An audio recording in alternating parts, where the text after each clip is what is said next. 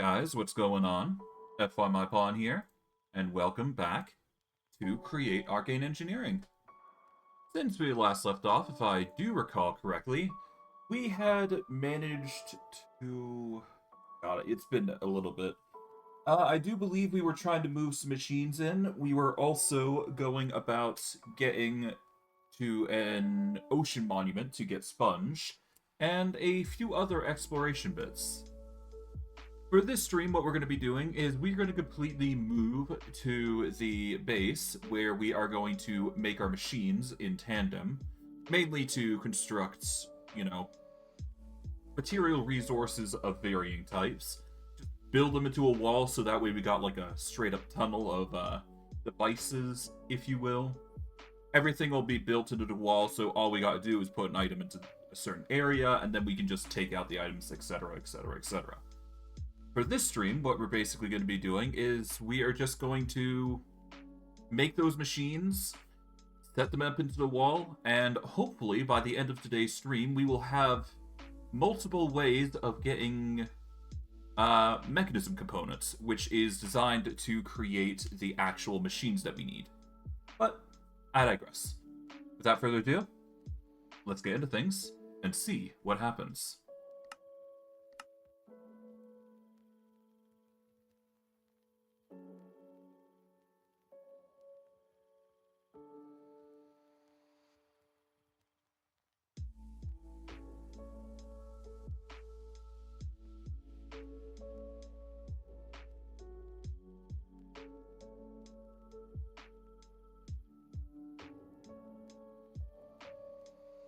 Now, I will say this before I delve too deep into the game, but the reason I'm streaming Minecraft today is I'm actually planning on playing Minecraft for a little bit longer as opposed to what I've been doing thus far. So I'm gonna put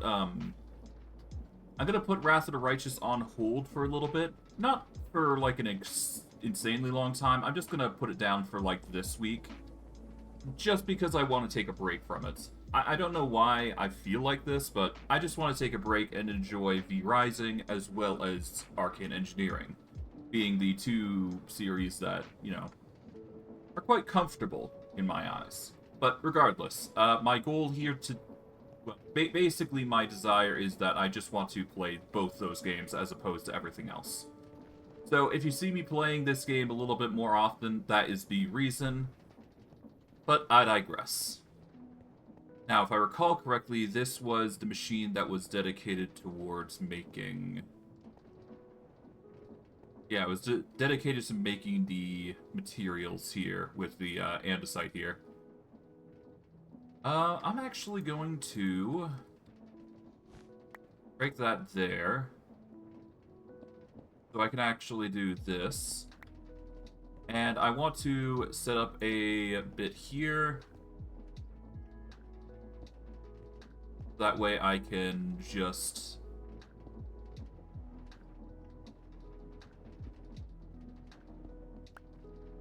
Yeah, I just want to do this. Oh. You know what? Wrench. There we go. Because I'd like for the andesite to basically circle around when it's not doing anything. I think that's for the best for us. And I would enrich the mineral, but I don't think that's a viable... Well, I guess it could be a viable solution. We just need to pour any excess into a container, basically. Which actually isn't that much of a problem, now that I think about it. We just have to augment this tree farm just a tiny teensy bit. So that way it actually accepts the container. And I do believe we have storage of some type in our bag somewhere. At least I think we do. Let's see. Here we go. Small fluid tank. All we do is just take this. And if I'm not mistaken, yes, we just need to get a pipe in, so that way any excess goes into here. We can still access the chest, but we just now need a seared channel to process any excess that come our way. And to my knowledge, none of these arboreal extractors are needing to be emptied, so there you go. Alright. So now, all we do is we just go right back into here and quickly go and get our material set up. Okay, what should I do here?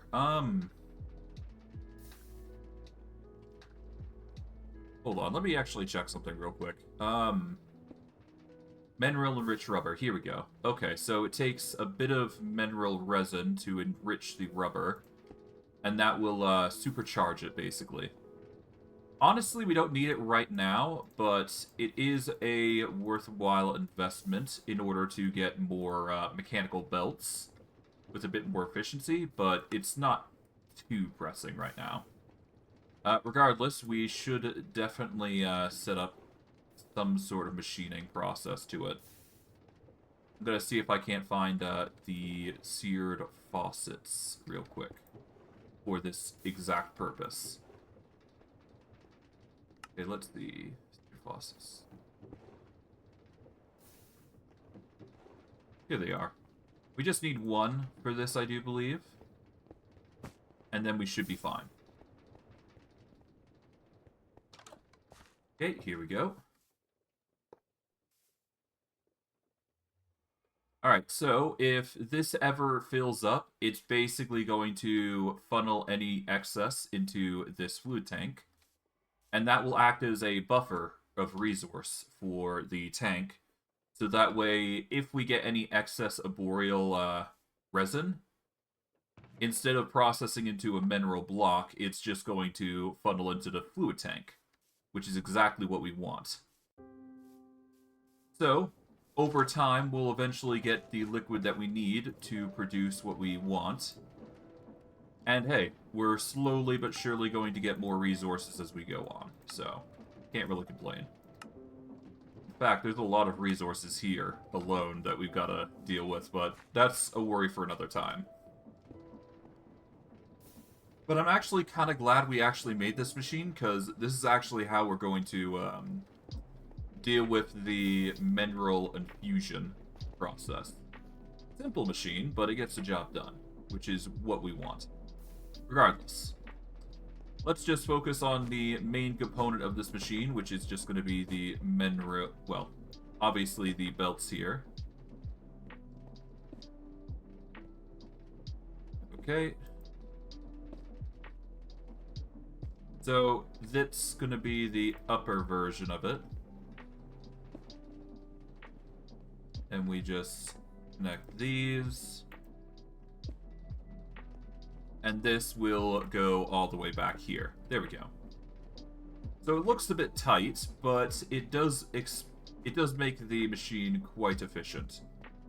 So here's how it works, essentially. So all we do for this machine is we take andesite, we put it through this barrel. Well, once we actually get the barrels. Where do we have any excess on us? Doesn't look like we have any excess barrels on us. That is perfectly fine, though. We will manage just fine without it.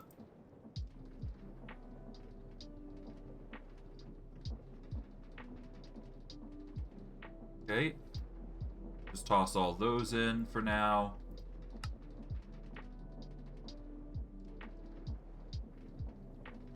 We do not have any barrels on us, but I can easily rectify that situation. We are also going to need item frames for the majority here. Okay, so got those.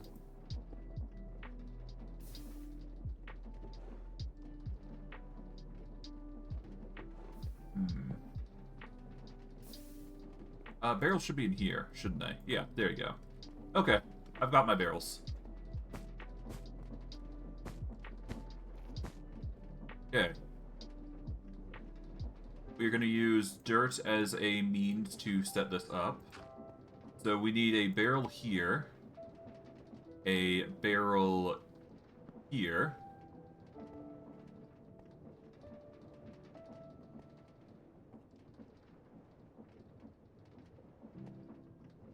I guess technically we don't need to change the design here.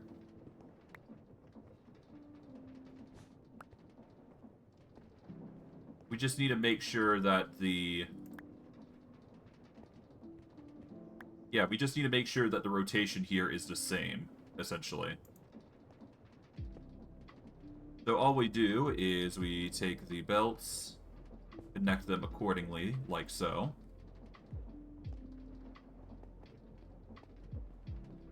And if I get a component down there, over by the encase chain drive, that should connect to this belt here. In which case, if we give it a lever, it's actually going to rotate properly. So, we need to get our hands on some andesite casing. We need to get, I think, gears? Small gears? And then we need redstone, I think it was. It was something like that, anyways.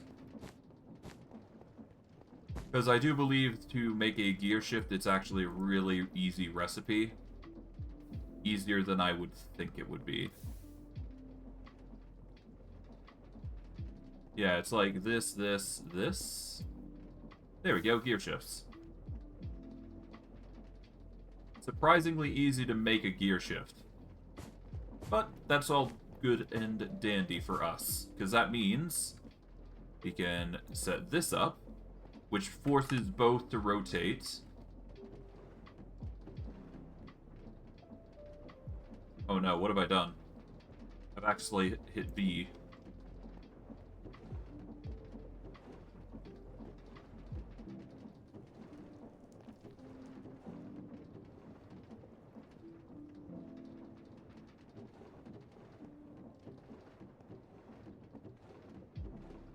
Take those. I think that was all of it.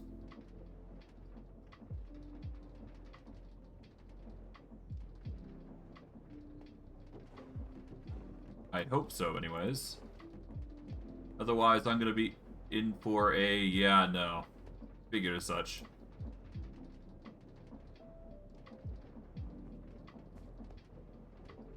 Well, thankfully it didn't screw up the machine. That's all I can really hope for. Alright. But, with a few levers, which should be in here, right? Is what I think is the case. Hold on. Here they are. Levers. With a singular lever there, that rotates it the proper direction that we want it at. Then we want a connection over here with 2 encased chain drives to connect these 2 together. We can do another gear shift here, but we'll do it over on this side here. Then we just do that, so that way the rotation's opposite, so that way the rotation goes the right way that we need it to go. And let's see, if I were to connect...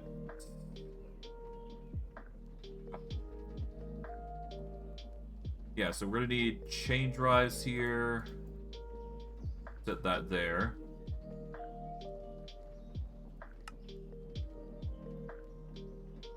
Let's see.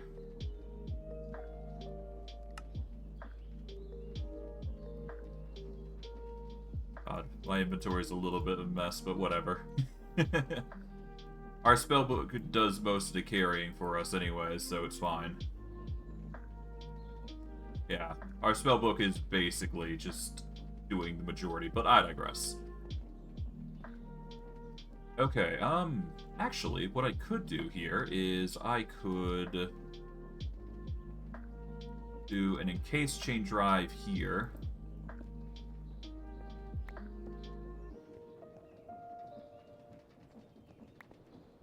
Well, do I do it here?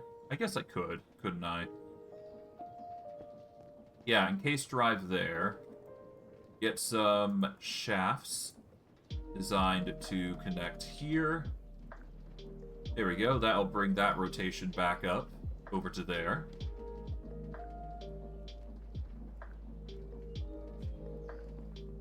Hello, Zawknown. Welcome. Okay, with that, we just break these two blocks here. We're gonna need a bit of fixing here, but other than that, we should be fine.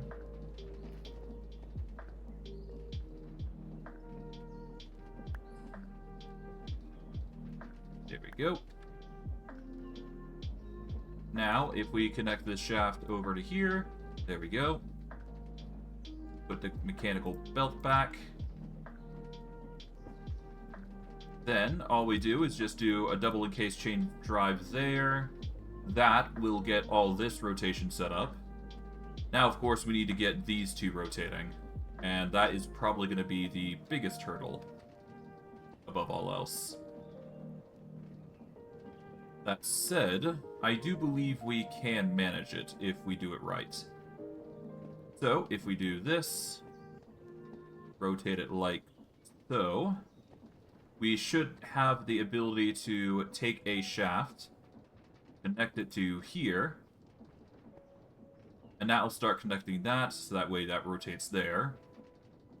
Although, we are going to need to figure out a way to rotate this, which I do believe the easiest way is to use a gearbox, actually, surprisingly enough. So, if we use a gearbox here, that does not do the job I was hoping it for. Now I just need to figure out a way to actually get the other one rotating. I guess the next best thing I can think of is... Well, first let's take that. We are going to put this... We're going to need to put it underground, actually.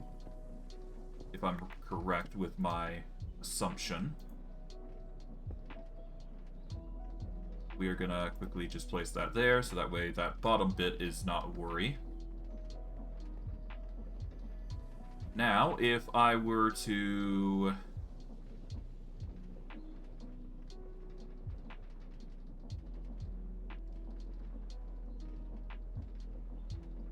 I guess the easiest way would be to set up a similar divide here, but have it on this side, I guess? Because the rotation is a little different. Oh. That does not work as intended because it's going to break the system here. Okay. That's a shame, but not unexpected given the circumstances.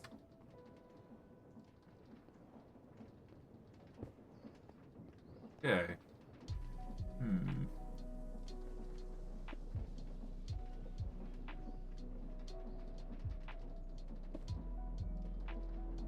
I mean, the next best thing I can do, actually, is expand this one block.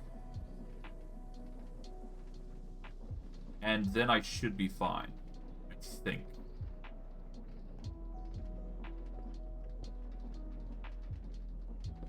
Okay. And then do that. Oh.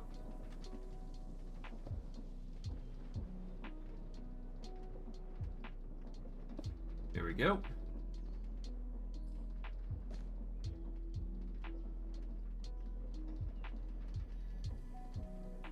And if I were to connect this here...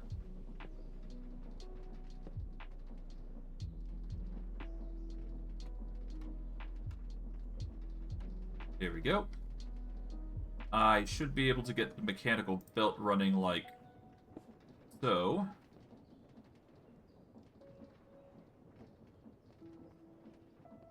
And now we just got to get this same rotation here. Now, I could try to gearbox here to see if there's a simple solution. There is not here.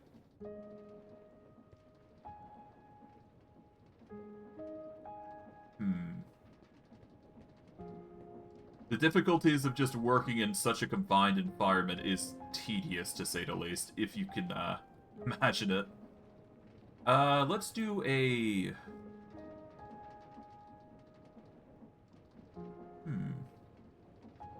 Hold on. I got a better idea. I take this, and I take that out. I return the rotation here as planned. I now need to set up a position where these are going to work as a unit, per se.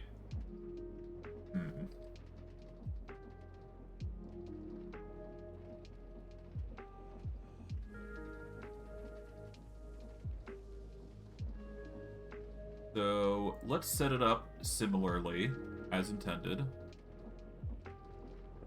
There we go.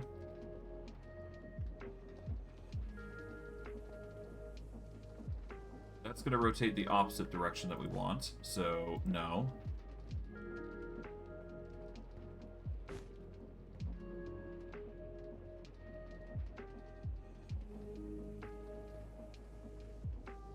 Okay, across there.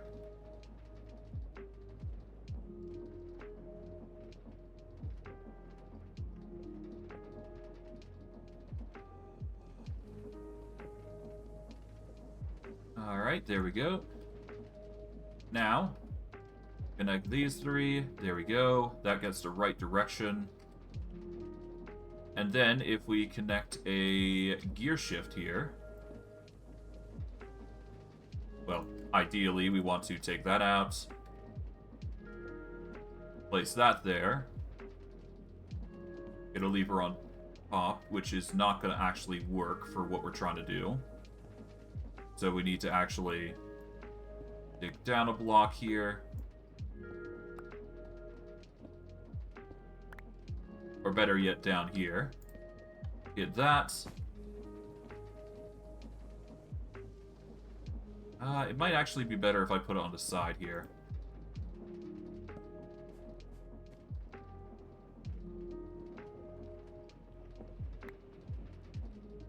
Okay. Now, if we just click that lever, quickly go under here, pick that up. I do believe that the brass funnels are going to accept the items regardless. So now we just need to get the rotation here working.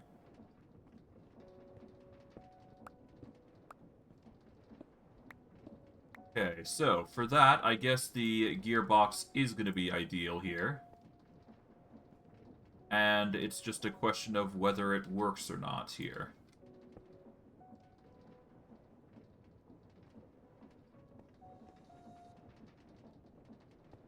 Okay, that rotates in the wrong direction, so that isn't the right way.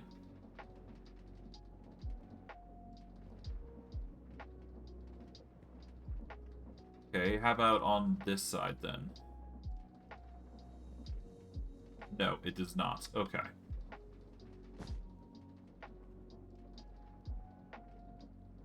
So in general, the gearbox is not the right move.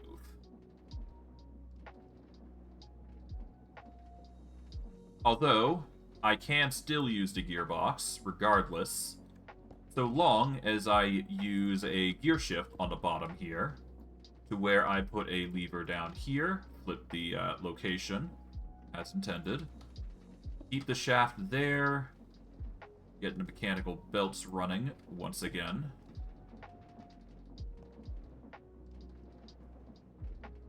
And as a result, I do believe everything's running as intended. So basically, andesite goes through here. It goes in a circle around the top, so that way, if we do accidentally put excess in, it's going to just filter in when it does have room. For this bottommost rack, it's going to move in. It's going to put in the andesite into the machine. And then it's just going to place it down into said object, and it will produce the item that we're looking for. So if we put a dirt block there, and then we get another dark oak barrel here, this is basically the machine portion of the mechanism done. So, all we do now is just place in the brass funnels. They are not powered, which does allow us to take out items and put them in. And just to quickly test part of the machine, we just need to put in 2 stacks of andesite into the first part. There we go.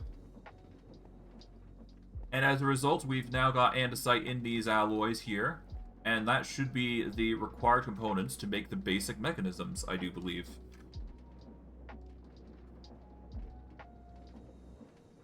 Yeah, so to make the kinetic mechanisms, we just need now the saw component, which is the last bit on the component list.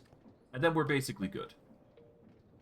So, to do that, we need yet another deployer, but we just need to put in the specific item. And I do believe if we open up this, yep, the eternal saw is here. We just make sure that this is set for the eternal saw, place that in, and once it's actually, yeah, anytime that we put in mineral slabs into the mechanism, we get our hands on kinetic mechanisms. There we go. So as long as we bring the required materials in, it basically sets up the mechanisms to work. Now, all we gotta do is just get some item frames and set up the design to a degree. Or set up the proper, you know, appearance for it, I should say. Okay, so now I just need to find the item frames that we put away. Which is gonna be another hurdle, but I digress. We'll manage all the same.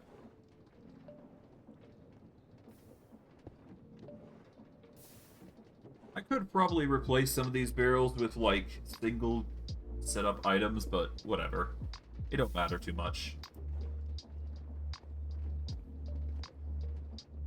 Okay.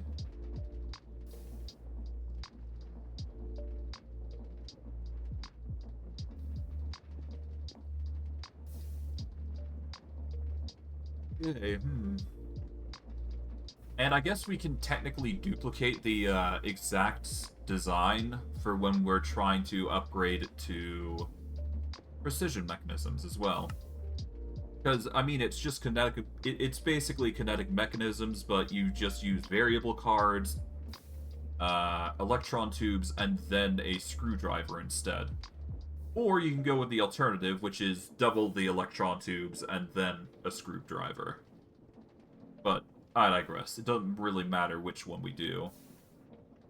And then, of course, we got the sturdy mechanism, which is another thing entirely. But a sturdy machine does make a lot of pneumatic craft stuff, which could be interesting to do, I suppose. I guess technically we do have the level of potential to do that, couldn't we? I don't know.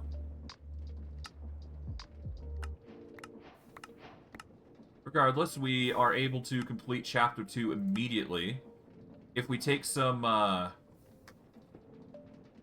screwdrivers and the silver coins we've accumulated, we can make an eternal screwdriver, so... I think I'm going to do that, actually.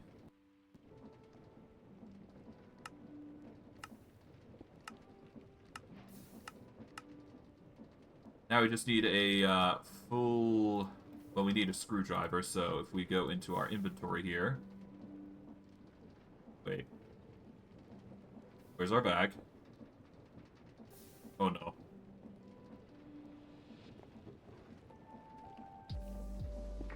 Hold on. Oh, here it is. Okay. Worried there for a second. Take our screwdriver here. And then we got an eternal screwdriver. So now we can start making the mechanisms as well. So that's another thing on top of everything that we've done. But yes, we immediately complete Chapter 2. We get a few mechanisms as part of our reward. We're going to put some stuff away really quick here just to set ourselves up for the future. We should need the andesite alloy on us, so we're just going to shuffle that back. Alright, toolkits we will worry about in a moment, but first, shuffle everything.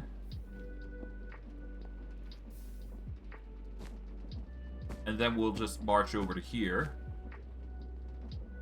There we go, get all those components in there. And let's see, just put that there for now. Really put that in slot 2, because why not? Okay. Put the dry rubber away somewhere. I guess in here for now. Can't really think of a good spot for it. Whatever. Okay. To that end, we've got Radiant toolkits. We're going to start taking all these books here and moving them out into this chest here, at least. I really should probably upgrade that dark oak barrel, though, so give me a moment here.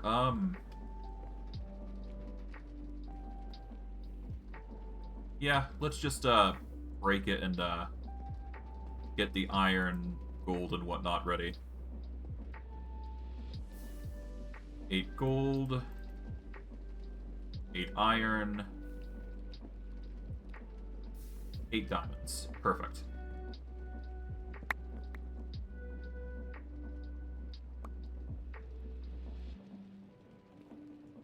Okay.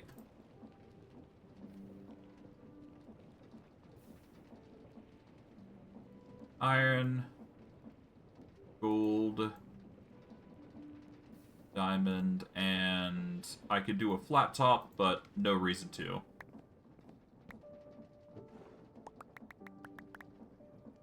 Let's just stuff all these books away now. And this will basically be my storage for books, which will save us a lot of room in this chest, which is comprised solely of, well, solely of rewards, I guess. So we do have the potential to open those. I'm not sure when I'm going to open them, but I'm thinking that I want to fortune them up first before I start, you know, touching into them. If I can help it, that is. There is also, of course, the upgrades that actually increase it past its current ability, which has been something I've been thinking about on whether I use or not, but I digress. I'll worry about those things later, because we got things like looting on top of that, so, you know, looting 4 might not be a bad thing to give this Magic Bane sword. Yeah, let's give looting to looting tier 4 to the Magic Bane. We are going to be using it a lot for upgrades anyways, so might as well just forge it into something even better. Sharpness 4, looting, unbreaking 3, mending. Yeah. Just give it an anvil upgrade and then we're good. Yeah.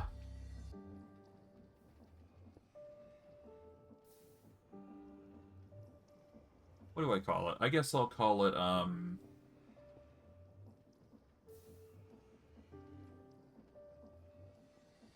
let's call it Lucky. It did not call it Lucky. It's just a Magic Bane, so yeah, it's just still called Magic Bane. Ah, well. No biggie. It is still looting 4, though, so that is a merit in of itself. Alright, let's put these things away. There we go. We don't need the components in here, so we'll take that out. Put the screwdriver back in. And I guess I'll put the precision mechanisms into the 3rd slot here. Alright, there we go. Sorted and done. Now I just need to get the item frames and probably design a little bit of this area so that way it's got the oak and the red outline on the crimson. Just for aesthetic sakes. Okay, so crimson stem, dark oak. Really should probably get more dark oak while I got the chance, but whatever. I should be able to actually harvest it with relative ease now, to be quite honest, so... Oh well, for now it's not a really concern.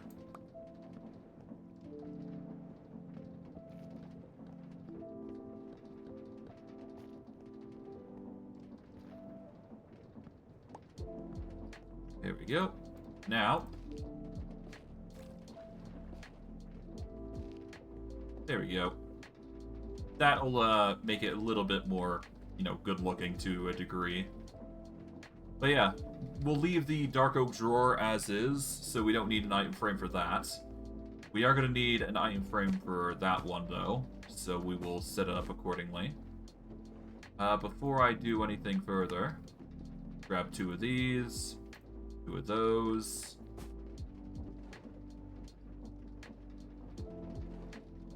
Plop those in. That way we just increase our source amount. Alright, let's take a stack of those runes. I guess... yeah, we should need more than that. Grind those up to get the resource we need for the more runes, because why not? We're always going to need more rune dust for this project. There we go. Got plenty of violet corundum still to work into this. But I digress. Now, I guess because we don't have any item frames that I saw, we are just going to have to make some new item frames, which is pretty easy to do. It's just leather, so...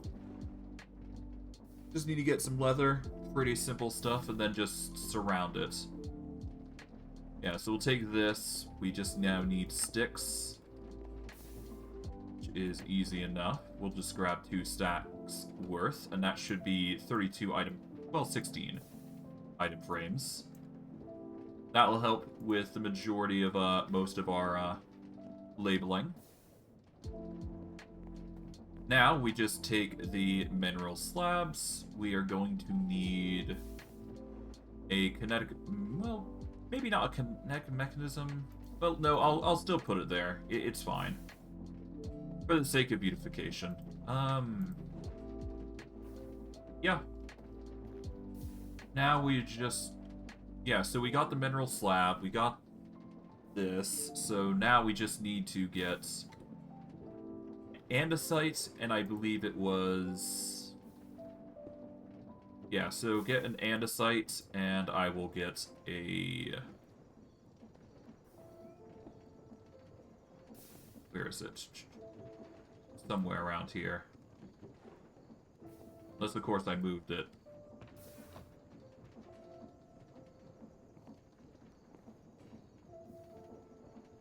Okay, it's not here. I guess I must have used up the mineral. At least I think I did, anyways. Unbreaking 3, efficiency 4, vein mining 1, fortune 3. This pickaxe is probably the best one.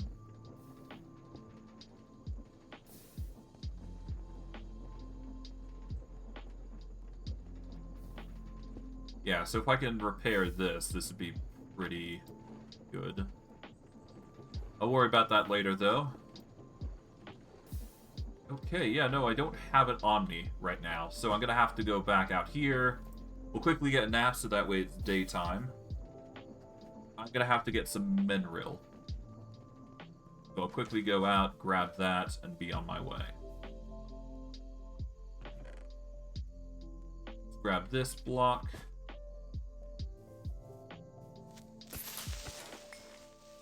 Yeah, gotta quickly deal with that before ruin our day.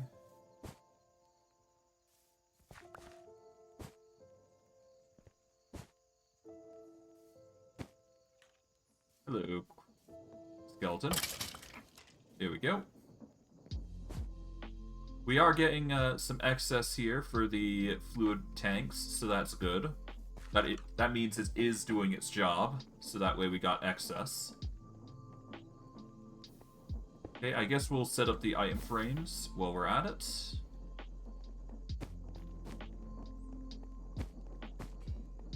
Alright. So for the... I do believe this requires 2 things instead of 1.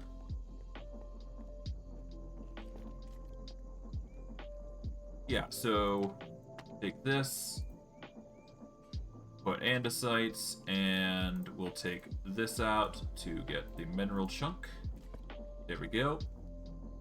Put the item frame up top here, so that way we get, yep, andesite alloy. So even if this barrel does run dry, we can always identify that this gives us andesite. For these, if we put 2 item frames down, we take the andesite in 1. So the first one accepts andesite, the second one accepts mineral slabs. And in doing so, if we put 1 more item frame up, we get our hands on magnetic mechanisms. There we go.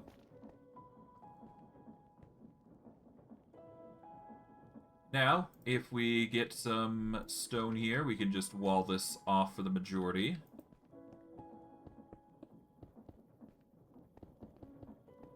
There we go. I'm probably going to want to break that, so that way we've got access to...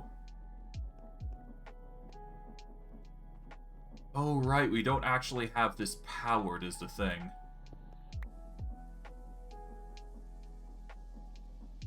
Huh, okay, right, I completely forgot that we had to power these, didn't I? Oh well, there's an actual easy fix here. Hold on.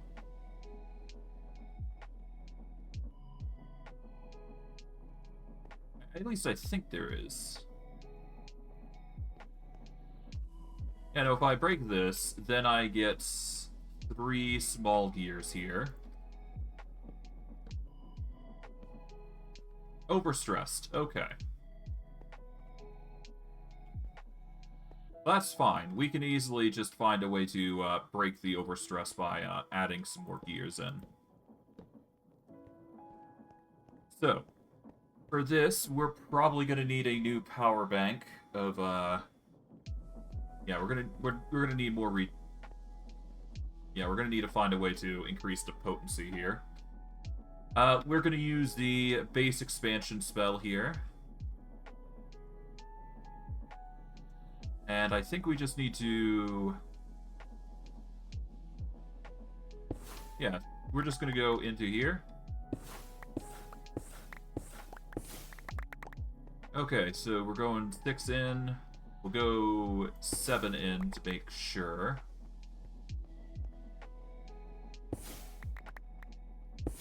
There we go.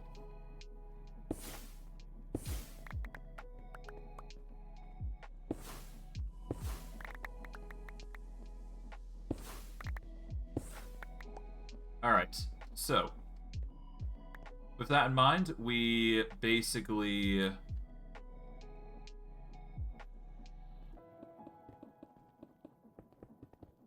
do this.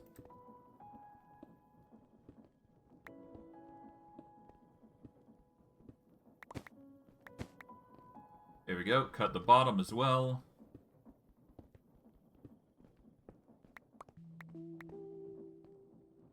Alright, break these corners here as well. I guess technically we could have done a 5x5, but whatever.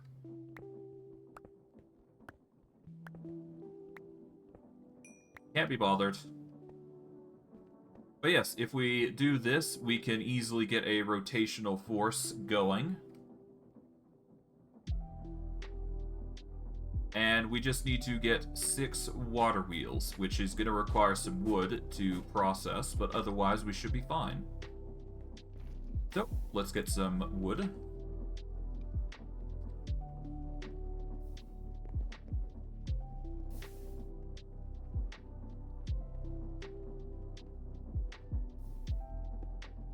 Alright, we'll get 16 jungle wood.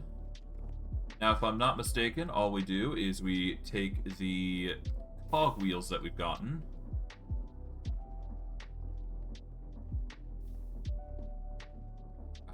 No, that is not what we need. Okay, so it's actually the andesite casing, I believe it is. No.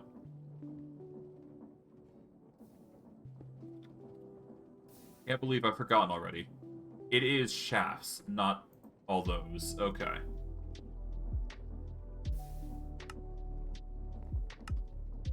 Yeah, let me just put some stuff away there. I guess I'll put the leather away as well. There we go. Put the dark oak there, and there you go.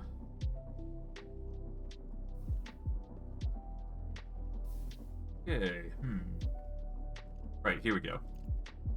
Shafts. Planks. That is enough for 8 water wheels. We just get another stack of jungle wood, and then we can get 8 of the larger versions. There we go, large water wheels. And I guess we can go about expanding it a little further. Just because we can. Alright, let's go into the creation of said spell. Double it down, get extract, there we go. There we go. Becomes a 5x5 then. And then all we do is we take the andesite, put it like that. Alright, so that is 1, 2, 3, 4, 5, 6, 7, 8. Alright, then we just go back into the creation, take out the 2, and then we got a 3x3. Once again. But then we've got the large water wheels, so... Right, we should probably also, place the water first before we start jumping to that. So, all we do is we go into our bits here. And I guess we'll just grab all the buckets here. So that way we can just start placing them. Well, actually, hold on. What am I doing? I got a spell for this, don't I? Okay, let's go to 8. Create water. Here we go. Conjure water. Here we go. Places water at location or extinguishes entities on fire.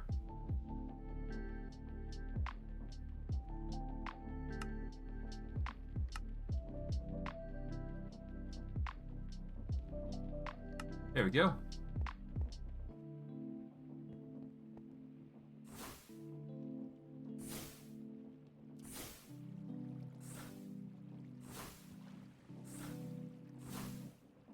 Boom. Now, I do believe that is a permanent source of water. So now we do have the ability to... Yeah, that's literally just a permanent water source bucket. There you go. Done. Now we don't have to worry about it. As you can see, the power spells are simply frightening.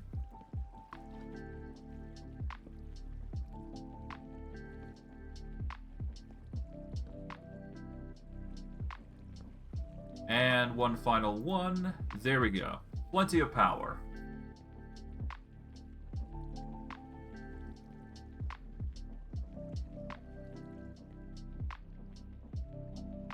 Now I just gotta get the rotational force going, and then we're basically good.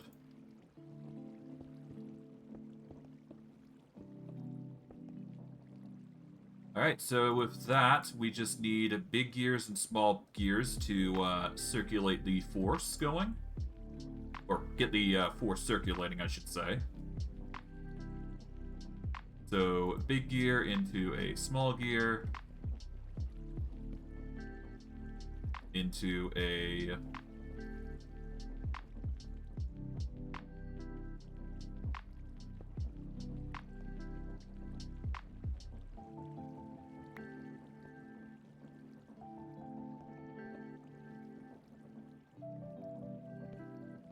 Okay, into a small gear, into a big gear.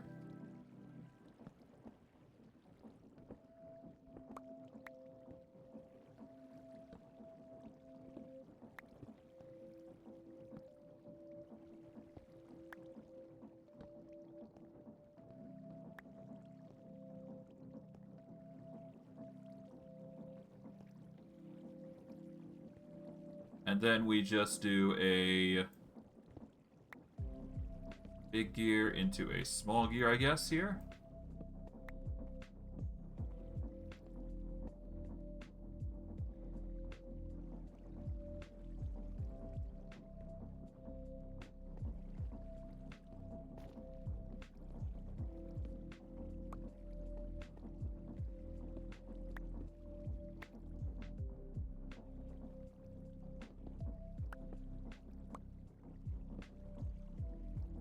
Okay, let's see if this works now.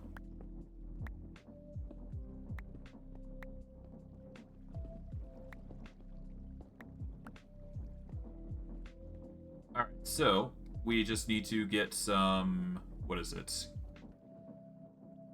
Okay, we could do a gearbox, I suppose, to set us up.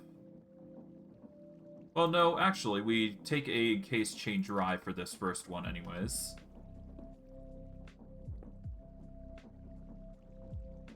Okay. Rotate it like that. Then, all we do is get the shaft going all the way across.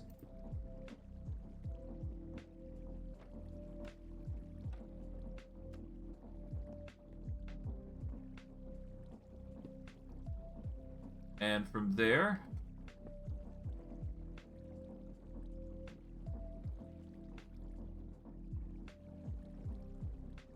Oh, right,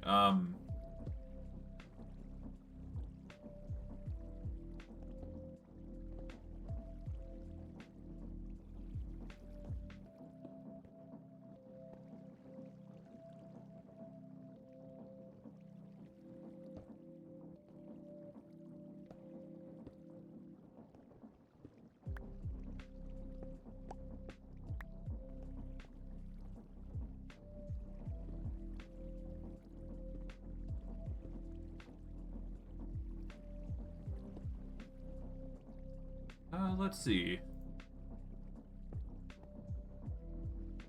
Okay, so the rotation is the same, so I should be able to connect the encased chain drives correctly with how it's being set up here.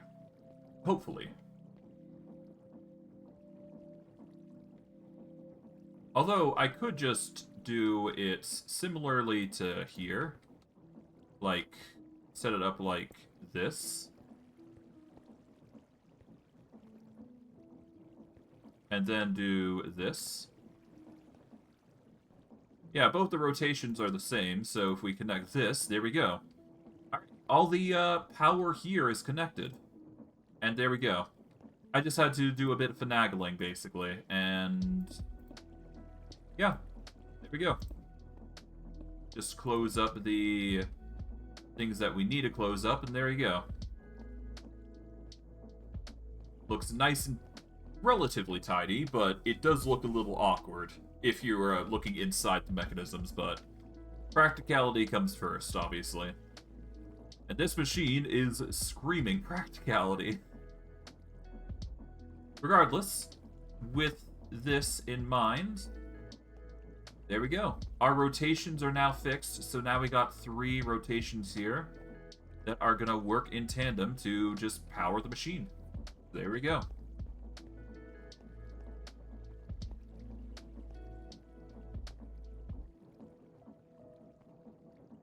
Now, I guess if we really wanted to, we can use gear shifts to flip the rotation here and just continue on with the objective as intended.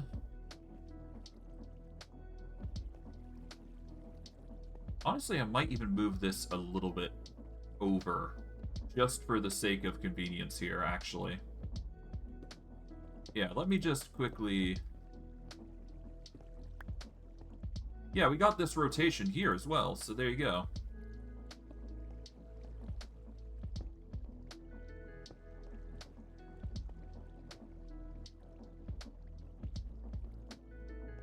Okay, we take that out. Then all we do is just set up there. There we go. The same rotation happens. It's a little more tight-knit, and we can actually set up a proper setup here as well. So there you go.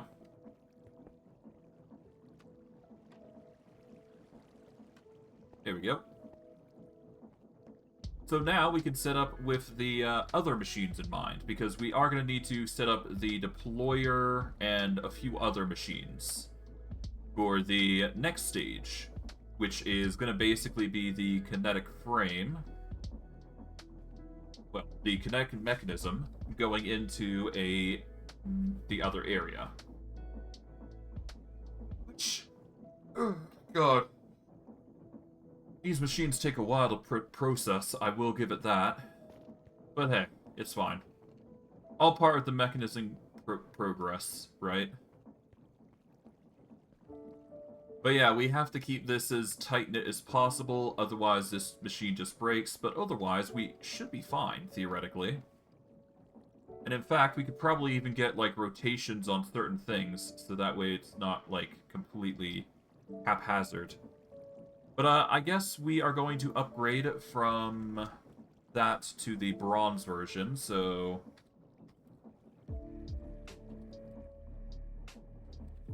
Okay, so mechanisms. We've already got the kinetic mechanism. We are going to need to make the sealed mechanism, which is going to require... sealed mechanisms are just the kinetic mechanisms with rubber, or mineral-enriched rubber. And we just mix those, and that's basically that. That's an easy recipe to follow, so I will probably put that on the end. Similar to the sturdy mechanism, I am thinking. There's also the time mechanism, which is going to require superheating, but we'll worry about that when we get to that. The same can be said for the mixing of the supercritical mechanism.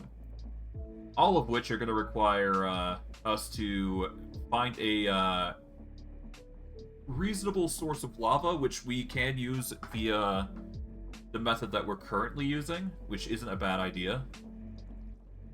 So I guess we can easily make lava cakes, but we're going to need eggs, sugar, and cinder flour in bulk if we're going to be making these, which is going to require a whole bunch of shenanigans. I'll worry about that later, put simply. For now, I want to worry about the recipe sequence for this. So, for this, we need to get a kinetic mechanism in. We then need to get a variable card, electron tube, and then a screwdriver. Or we could go with the simpler option, which is just 2 electron tubes, which is a viable solution, but not a great one. It's still there, though, so we have the option to use it. So, I might as well, right? But I digress. So first, we should probably... I guess we just duplicate the design here. There is no reason for us to not, put simply. Okay. And then we do the same thing here. There we go.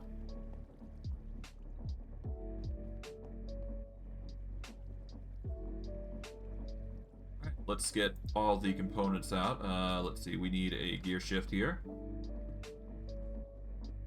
There we go. We're also going to need a gear shift here because we can just pass the rotation off to here. And it will be working just as fine. Let's enclose this area off a little bit. Because we don't need to expose it too heavily.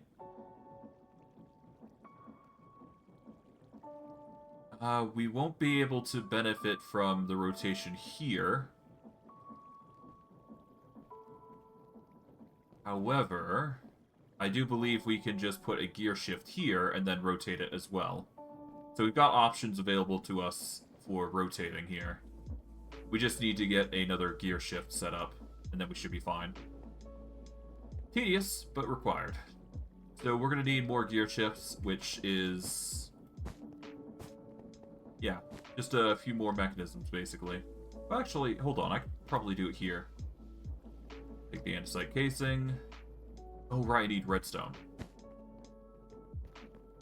I'll just grab the stack here, and then we'll just make a whole bunch.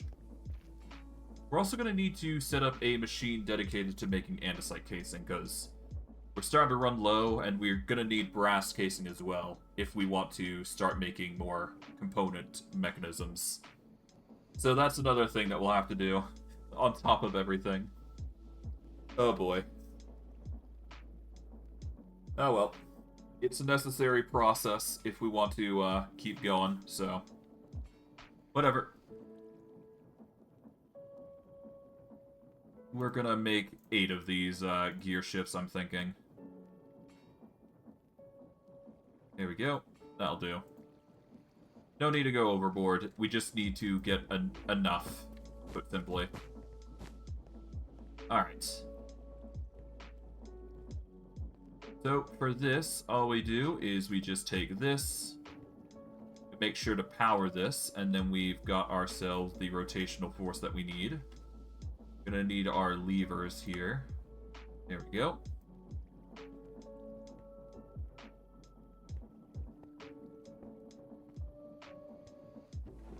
Take that.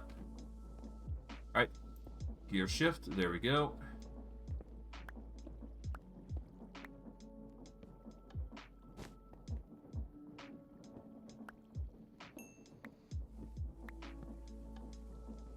Alright, there we go. The rotations have been set.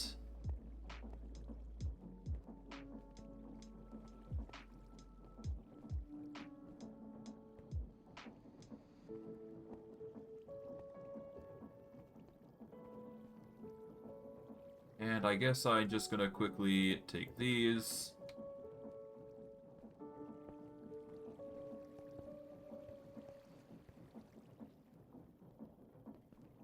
Alright.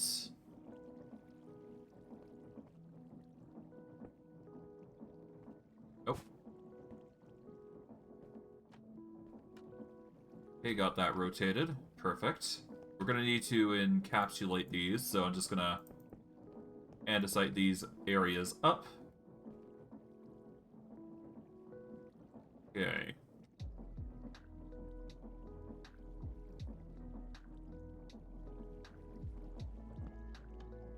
Alright, by flipping that, we've actually got the rotation properly now set up. Good. Take this, we move 2 blocks over. Oh no. If I do that, that connection's severed, which means it's not going to be ideal for us. Oh god. How do I address this issue now?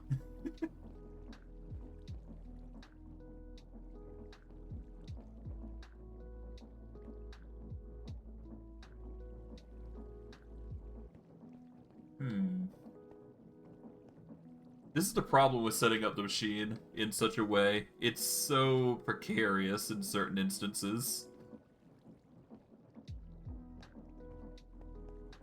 And the issue is I can't really rotate it further here. Well, actually, hold on. Do I even need this? Well, I do need it for the power part, but is that really all I need it for? Let's see.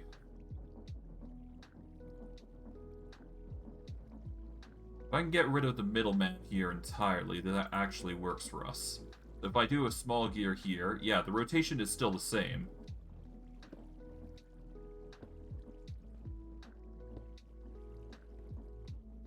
So as long as I can provide this still with power, we're gonna be fine.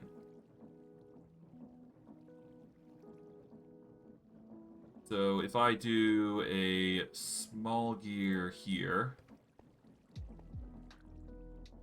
No, I need to use 2 big gears, I think.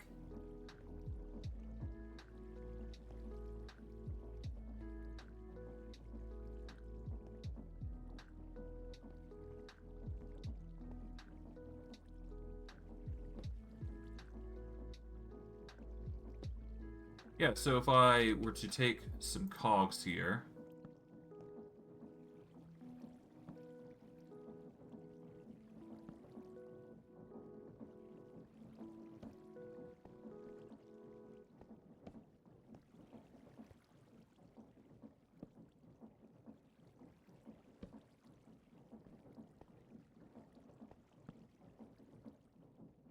Okay, if I take that out then...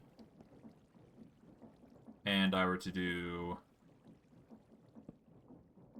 that. Okay, I think I got it. Just barely.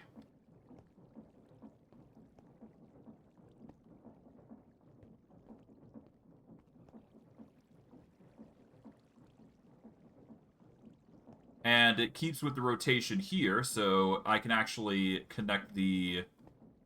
Well, actually, I don't even need the, I don't even need this lever anymore, then, at that point. So there you go. So we've inadvertently fixed the problem by using just normal cogwheels. Okay, from there, then, we just set this up here. We want it to go all the way up to here.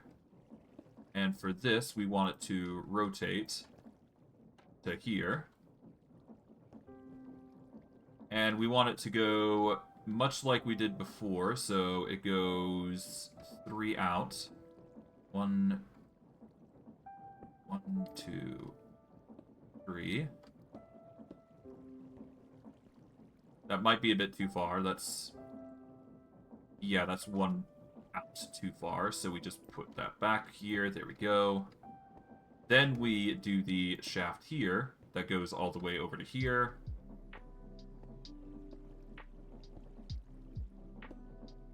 And then we just follow up with the final one that goes there. There we go. And I do believe everything will work in tandem here. But obviously we need to get the bottom done, so we'll set that up next. So what will happen is 3 machines will go down to trigger these. So 1 will trigger here, 1 will trigger here, 1 will trigger here. And it's at this point we want to go down here, and that will connect right back to here. Good. Now, just to give everything a sense of completion, we will start setting things up.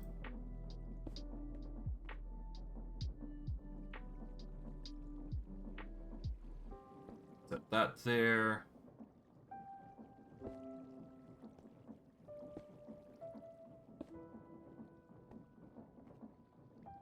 Alright, this goes here. Here. Here. There we go. Okay, the majority is basically set up. We just need to set up the 3 components here, which is the levers, which, well, not levers, but we just need to get the deployers here. Perfect. And we just need to set up the deployers accordingly.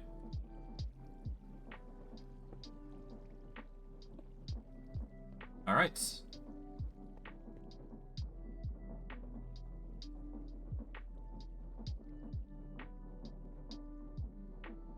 Now, the deployers are going to require specific materials, so we'll quickly go and grab those. We're going to need the electron tubes and the variable cards for this. Pretty simple stuff, though. Now, let's just get the... I believe it's a variable card first. Then it's the electron tube.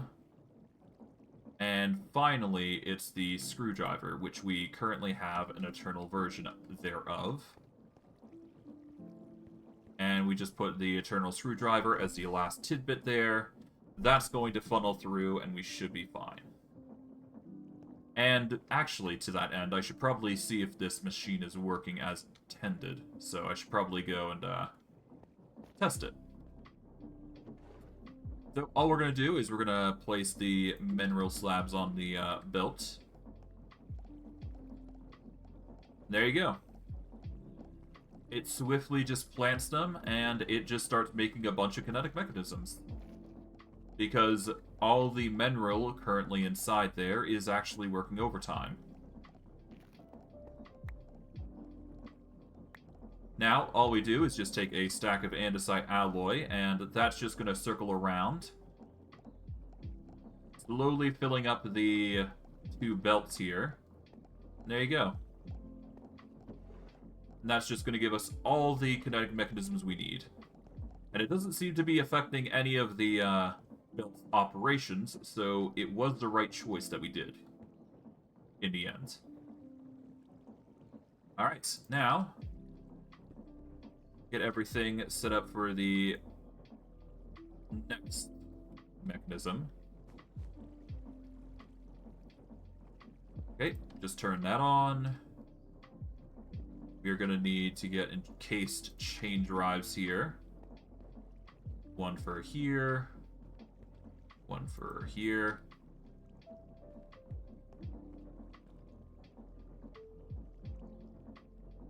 Now, I think it was here that we needed it?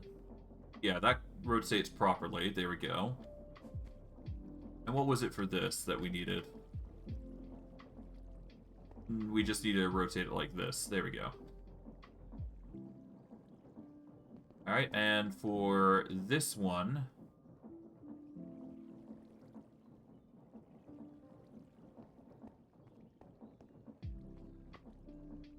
it's rotating thanks to the gears here. So, all we do, yeah, just do that, and boom.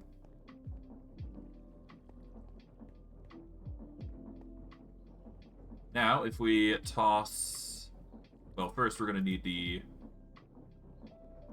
brass funnels, specifically for these. Okay, so brass funnel, we need the second one to be a electron tube. The first one will be a variable card, which you can see slightly poking out, but otherwise it's fine. Okay. Now, if we set everything as intended, get 3 dark oak barrels, I guess, to set the scene here. Okay, all we do is get the brass funnel here for all 3, and I do believe all the mechanisms are moving as intended. Except for you. Huh. Now, if I'm not mistaken, we had a specific process for this one. Just can't remember it. Right, it was a gear shift into a gearbox. Right.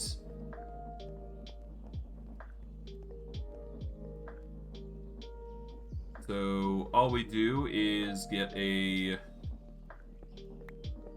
pull down here.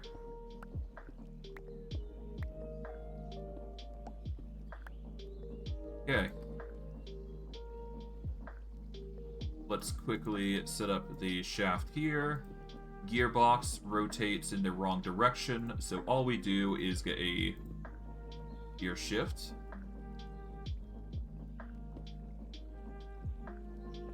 Set up like so. Get the lever, flick it. And encase the area. Done. And that will just slowly rotate accordingly.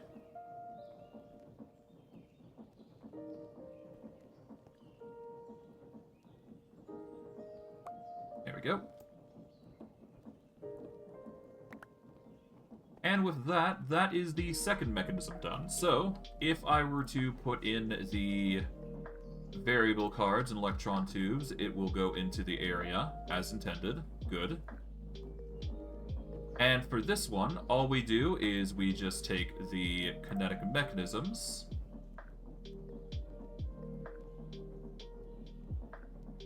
We'll get 32 specifically for this. Toss it in there, and if I'm not mistaken, there we go. We've now got precision mechanisms. And that's going to make a solid total of 32 for now. And that is the second machine done. So now we've got automation for the kinetic mechanisms, and now we've got automation for precision mechanisms. We're going to make one extra, so that way we can at least mark it with an item frame, as intended. And we're going to need to get some dark oak and crimson logs. So I'm going to quickly go and use our book here to quickly go get some. Probably go to the nether here, just to make it quick. No need to go and bother anything else.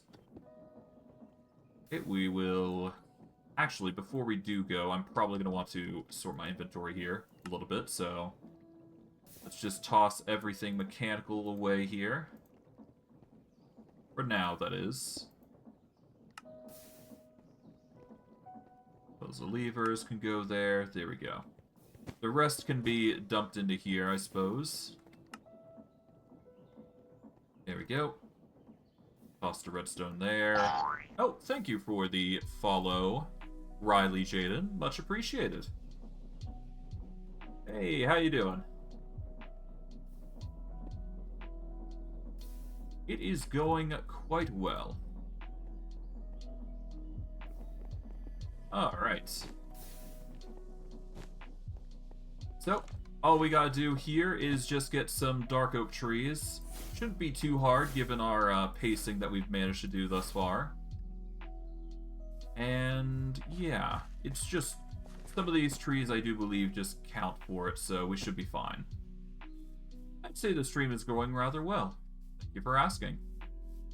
Alright, so with that in mind, I guess we will get the, not base expansion, but we need to get Chop Chop in. Just do that, and there we go. That will clear up the wood. We did end up getting spruce, which is not exactly what we want, but it could be worse, to be fair. That's just the AoE of the the ability at work, really. I guess we could find a better area, though, to be fair. So, oh, I accidentally hit Chop Chop. Not what we want.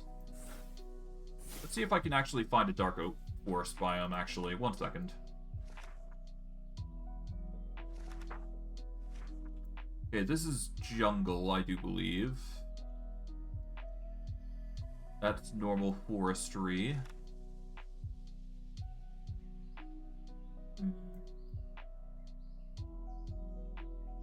Yeah, I don't think I'm going to be able to find dark oak so easy. Well, I guess I could just quickly go and use the nature compass. Yeah, let's go to a dark forest. There is 1,500 blocks in that direction. Okay. Let's go.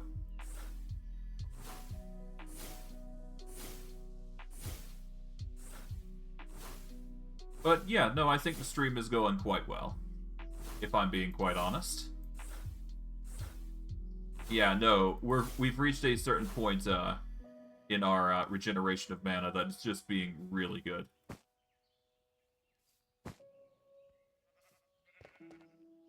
Alright.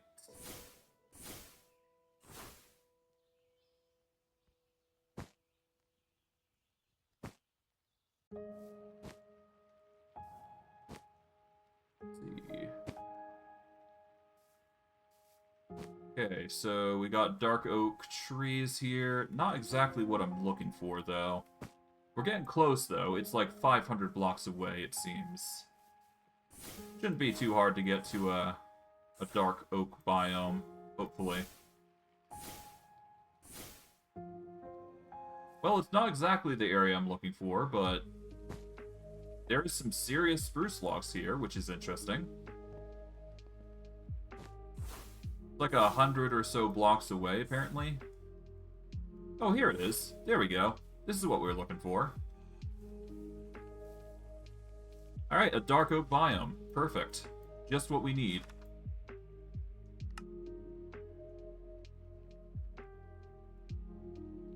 We'll just use the pickaxe. Here we go.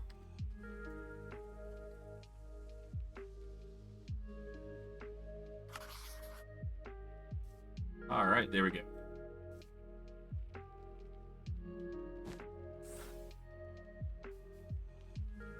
Okay, now with this, we should be able to harvest a variety of dark oak trees. And just completely demolish the forest a little bit here. There we go.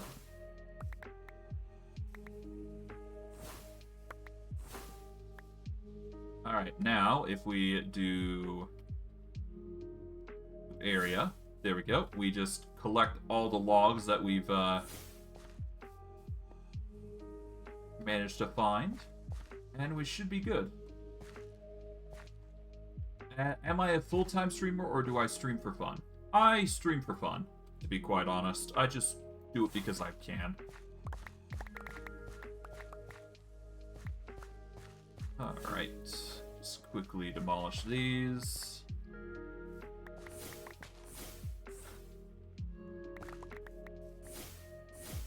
There we go. Done and done. Alright. With that, that should be plenty enough. We'll just use the loot area ability a few times. Quickly gather what we can here, and we should be good to go. There we go. That should be plenty enough logs. I am not new to the streaming scene. I am perfectly... I'd like to think I'm doing quite well, considering I've gotten no support this far. And I intend to keep it that way for the most part. Alright. Let's go to Absurd Leap. And all we gotta do is just jump right back. So, I guess this is the right direction.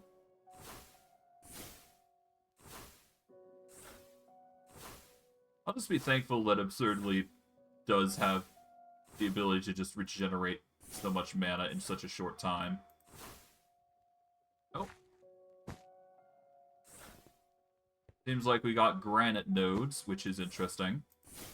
Not that we need it, but it's there.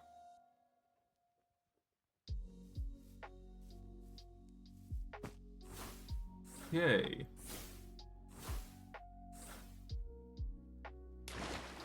Oh. There it is. There's a node. In regards to gaming art, I don't really need it, as far as I'm concerned. I'm doing quite well even without it. So I'm quite content to just do my own thing. Maybe I will get a quote on something in the future, but I'll find my own source in regards to that. There will come a time where I will do it, but I'm just not doing it right now, for obvious reasons. Okay, so, wood. We should probably get a place for wood.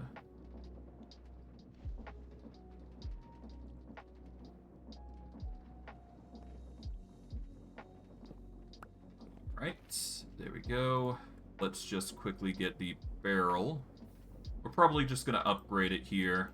No need to just sugarcoat what we're doing here. Alright, we'll dump everything there. There we go. We'll get as much dark oak as we can here.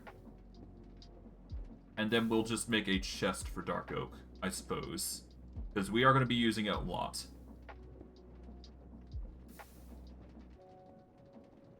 I appreciate the thought on trying to give me streaming ideas, but I don't like the idea of having other people tell me what to do. This is just a personal thing, more than anything. I appreciate the thought, but I'm going to have to refuse.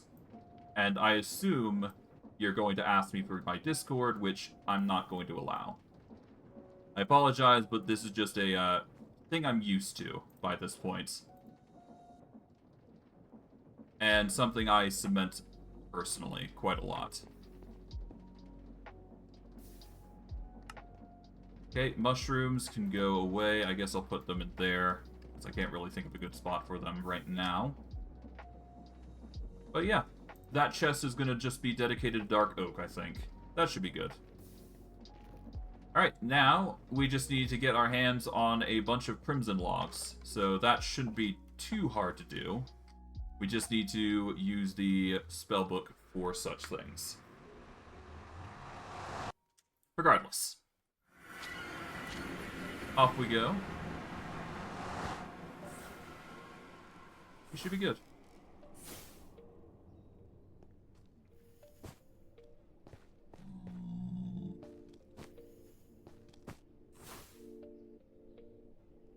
Okay. We got some normal 1x1 trees. I do figure that there is 2x2s, but I'm not finding them, I would imagine. Besides, I think, yeah, no, 2x2s are for the, warped Nylium. Okay, so we're just gonna quickly go into Chop Chop here, and we should be good.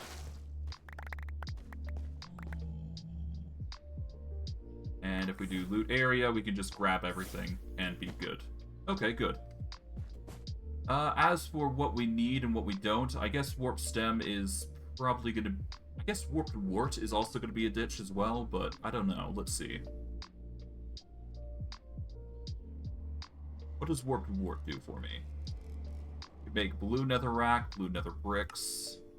We can compost it, I suppose. But that's probably not the thing I'm looking for. And the botanist workbench doesn't really provide much, so there you go. But, yes, I appreciate the thought of, asking me to look, but I'm going to have to refuse all the same.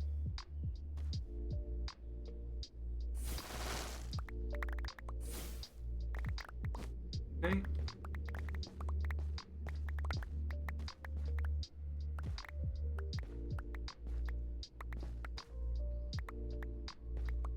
I will say this. If you have a site that you use that isn't Discord, and you're asking me for information in that regard, I will look at it at some point in time, but I'm not really interested in looking or having you, go into DMs and whatnot, because that just leads into a whole slew of things, and I'm used to people, you know, asking for that sort of thing. Simple as that.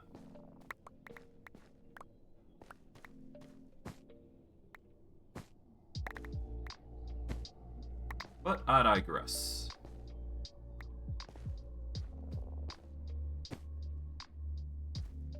Okay. Grab this. There we go.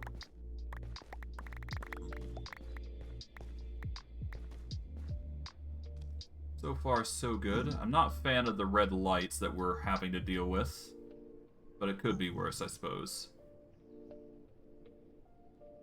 Okay, we've only got 39 Crimson Stem out of that, jeez.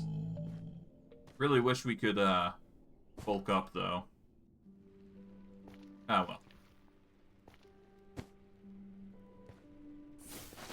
Deal with that. And go to loot.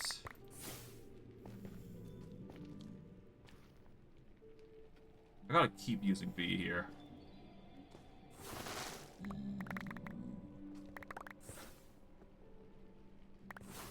There we go.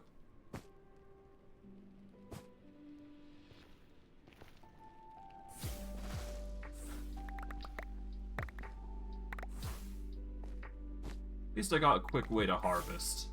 I think that's the benefit of just having spells now. Okay.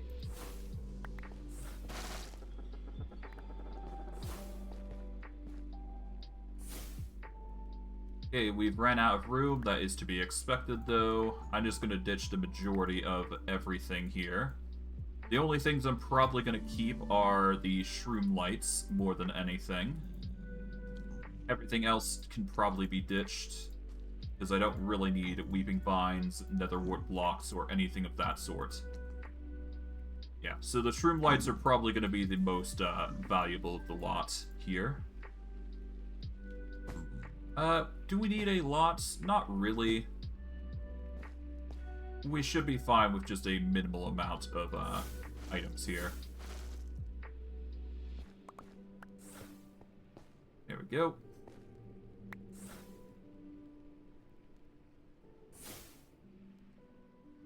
Here we are. And... stop.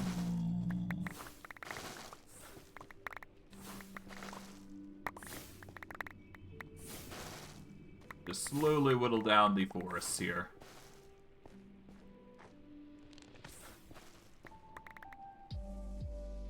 Go to V.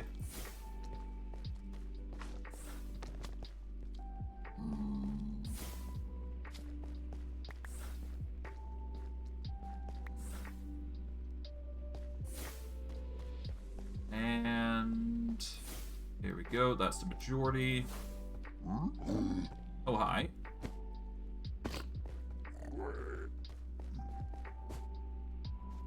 Alright, there we go. Okay. Now, if we just ditch the majority here again, should have a plethora of wood types here.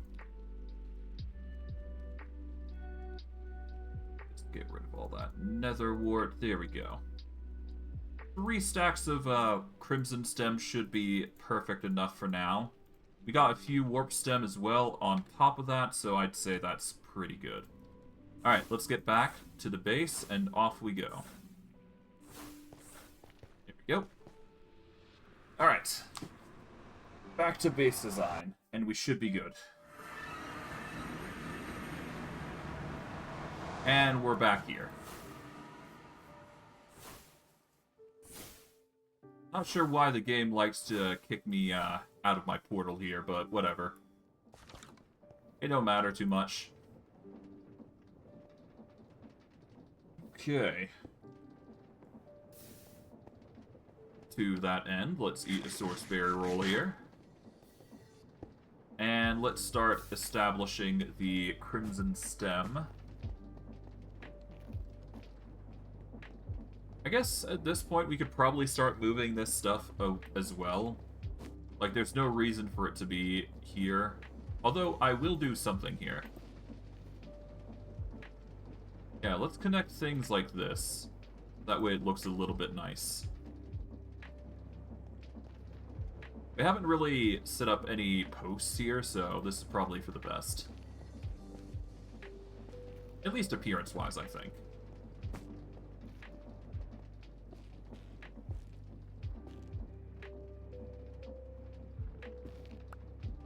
This needs to be set up like so.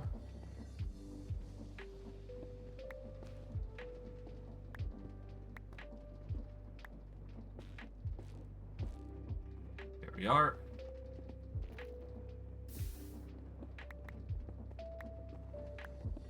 Now, the question is, oh god, okay, ow.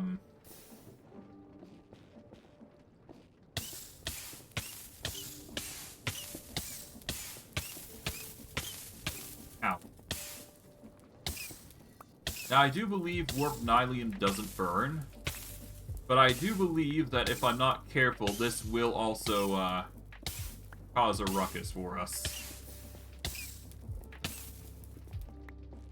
But regardless,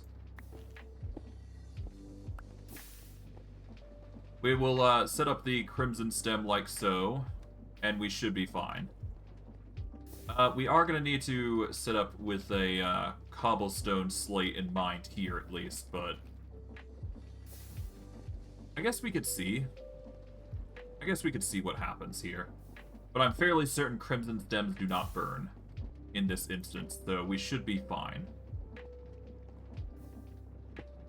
So, I guess we could try to see if Dark Oak Log works here. I don't think it will work, but we can certainly try.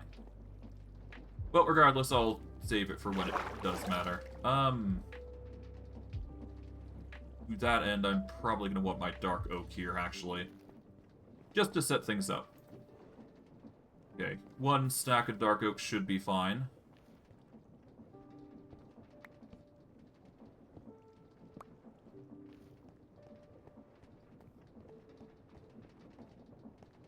So these areas here, I'm probably going to want to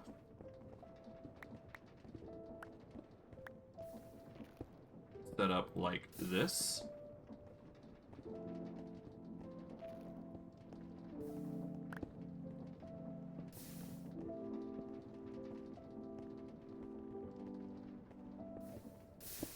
Yeah, because that area is where the lava is at, so... Ideally, we want to set up an entire area against here that is just complete stone, just to...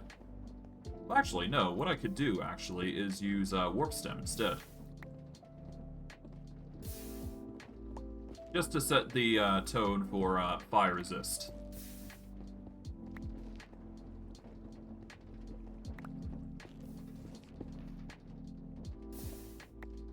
That way, if it does, for some reason, start to burn, well, we know that Nylium is not the best, or warped and Crimson is not the best.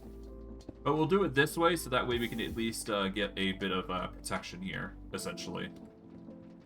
We can say it's like Enchanted Dark Oak, maybe. Albeit it looks a little off, given the grain, but... Sometimes you have to live with some practicality in your builds. Okay, we'll just enclose that there. Like so. Alright, let's enclose this off a little bit. And there we go.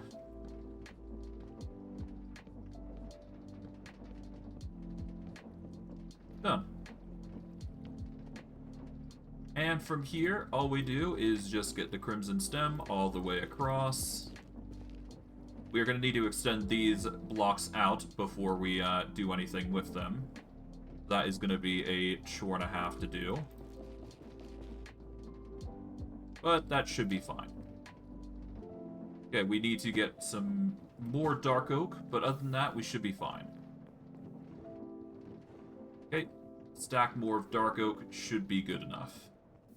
I do presume.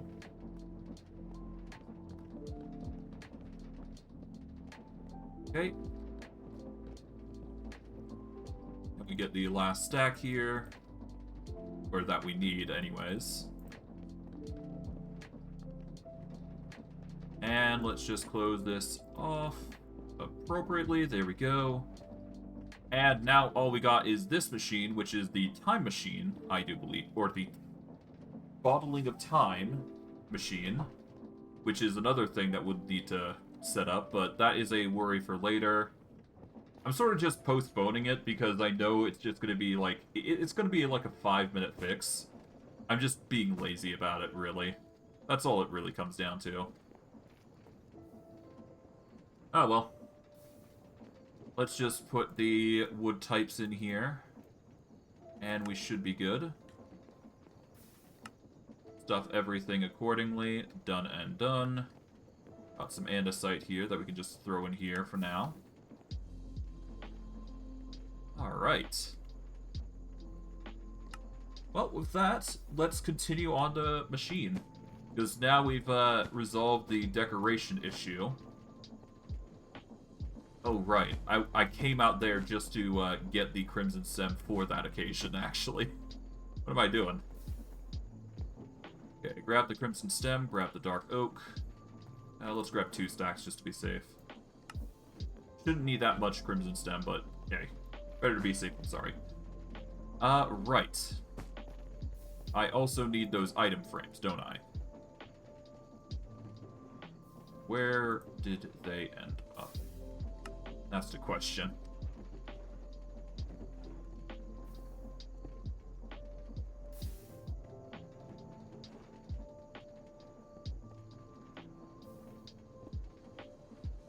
Okay. I do not know where those item frames went. Which kinda sucks.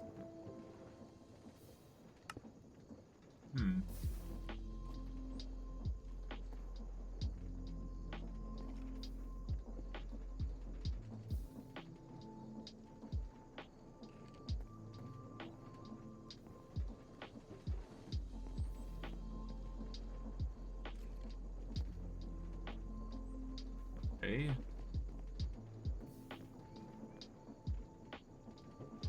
Oh, right. This is where I put the Menril. No wonder. Okay.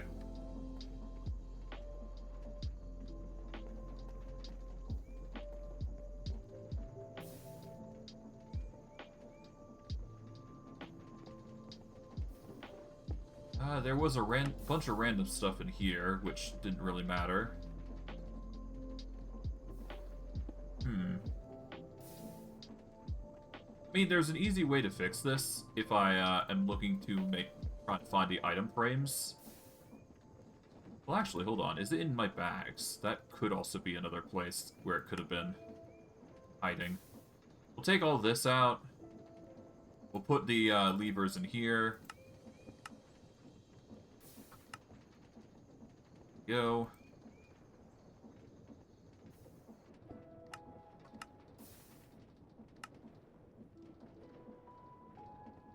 Take all this cured rubber, put it into there. That away. There we go.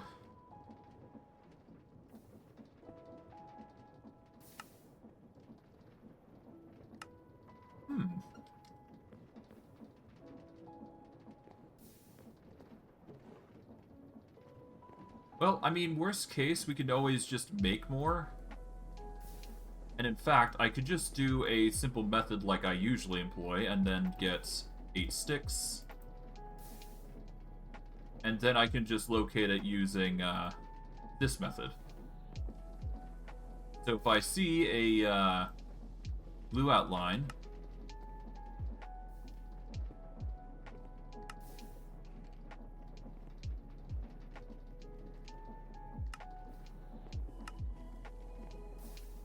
okay, so apparently, okay,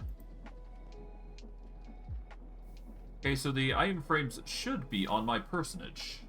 Apparently. Considering this item frame didn't go anywhere in particular. Or it got stored somewhere that I don't even realize. And it just has a full stack of item frames, which is unrealistic, I do believe.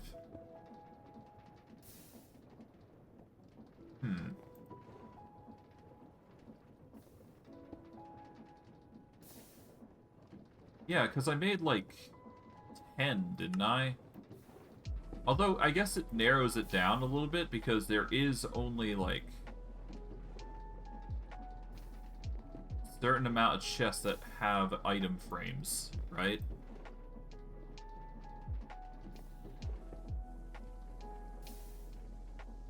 Well, that's assuming the item frames are even in here, so...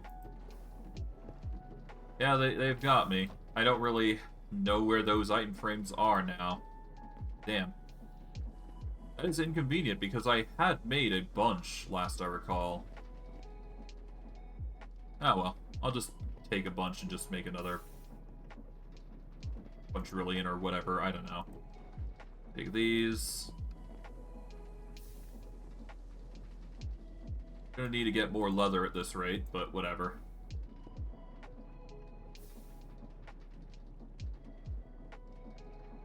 Oh, they're here. I'm just blind. Okay, whatever. We got it in the end. That's all we really care about. Okay, well, I guess I'm gonna need to go back and get my, resources here. 2 of those, and... Crimson. Take that crimson out.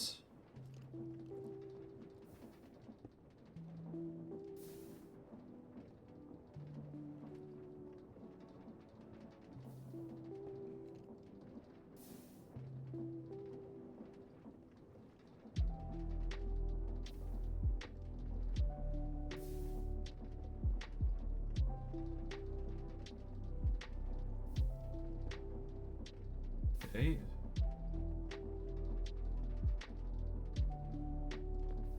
Alright, let's just stuff the warped stem, crimson, crimson highly, dark oak. Wood can go there. Warped highly. Alright, and these Menril can go over there. There we go. Done and done.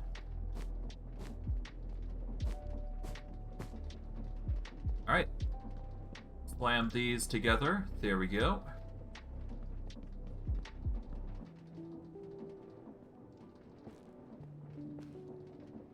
Alright.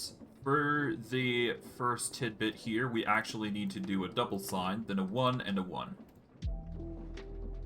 Now, if we take a precision mechanism, we put it there. There we go. That's the design there.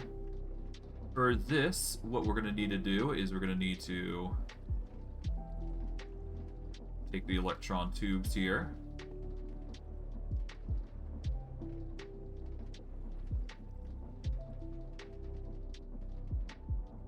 And I guess temporarily we need to take this out. There we go. So that way we can get this. There we go. So all we do, electron, well, no, we need to put the electron tubes on the bottom here. And then the variable cards. There we go. And then for this, all we do is we take a kinetic mechanism, put it there, and there you go. Now all we do is just take 8 of these. Oh right, we don't have that many electron tubes, so we're gonna need to make more. Well, we're gonna need to take the electron tubes that we have here and just throw them in, because we only. Oh right, we're running low actually, huh? I thought we had more. Oh well. That is just a problem for us, I guess. No matter. Well, for now, let's just toss those 2 in. We will toss those back in. We'll worry about getting more of the electron tubes and the variable cards at a later date. But for the most part, it's just an easy project that we've got going for ourselves. So we'll just take all those. And there you go. That is the next bit of processing done for this entire mechanism that we've got going. Really would have loved to close it off, but whatever. It machines just fine without it, so it's good. Alright. And we've got one, well, I guess technically 2 other things that we gotta do, which are pretty easy in hindsight when it comes to processing, so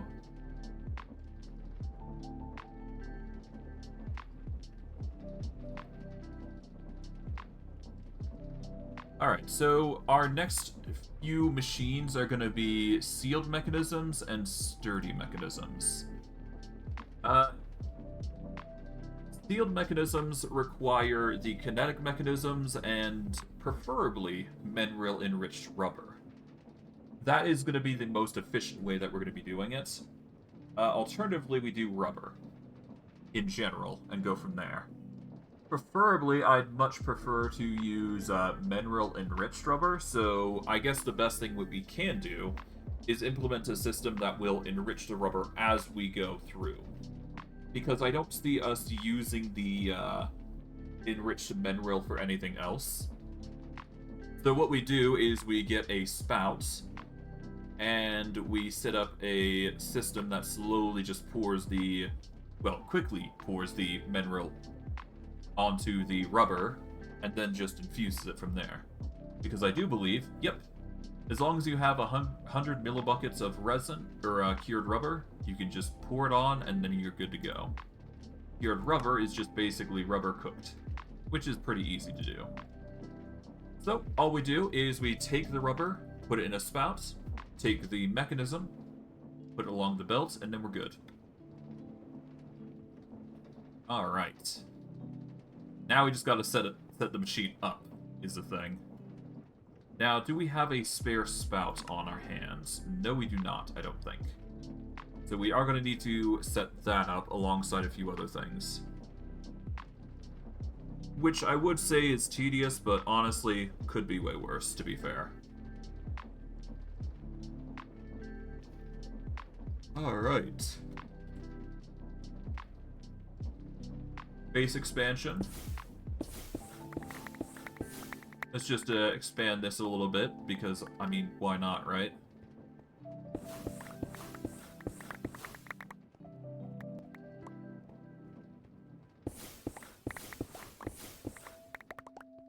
There we go.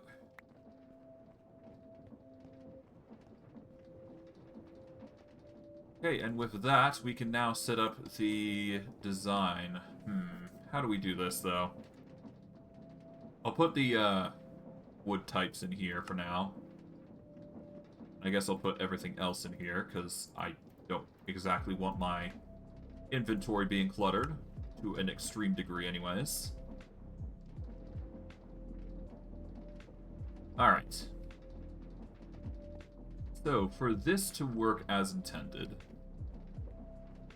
Let's see. Well, we're going to have to do some finagling here, regardless of the circumstances. We're also going to need to deal with the sturdy sheets as well, because that's going to be necessary in order for us to actually make these components for the sturdy mechanisms as well. So we'll need to get a press along the belt that is going to process these sturdy sheets into what we need. Which I guess is another process on top of everything. So I guess this works out in the end. Okay. I guess we'll start with this sealed mechanisms, though.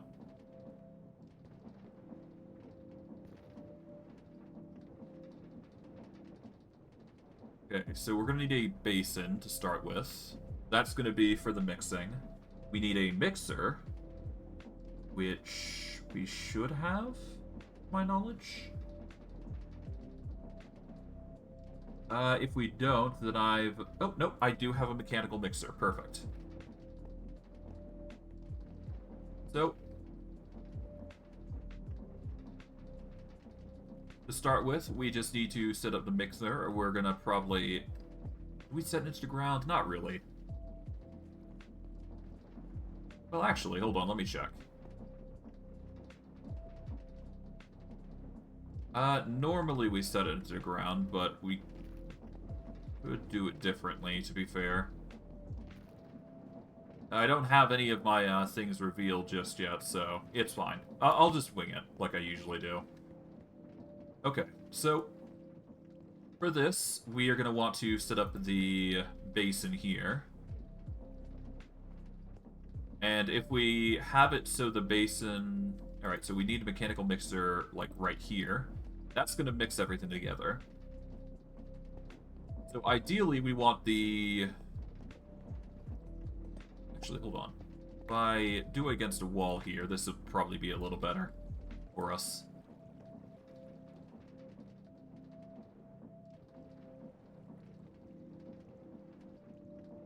And if I do a large gear into a large gear, I could just place it into there, couldn't I? Yeah, that could work. Anyways. But basically what I want to do is I want to... Oh, right, this is gonna cause a problem, isn't it? Although, I guess I can just move it back a little bit, and it would just work just as well. It's fine. There we go. Let's get the small gears and big gears here. So, to start with, we want a large gear into a large gear into a small gear. Doing that. And just for extra measure, we'll actually put it like so. And in fact, I can go as far as doing this instead. There we go. Okay, so the mechanical mixer is going to be mixing as intended. So that's good. Now, we just need to set up 2 belts, I believe.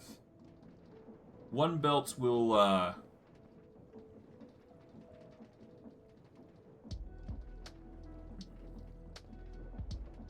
Yeah, one belt goes into the basin, while another goes into... Well, the other goes along and... You know what? Move this one higher. I have a weird feeling that we need to do it this way. Okay. Base in here. That there. There we go. So yes, what is effectively good... I got it right, I think? I think I got it right now. So what we want is we want two...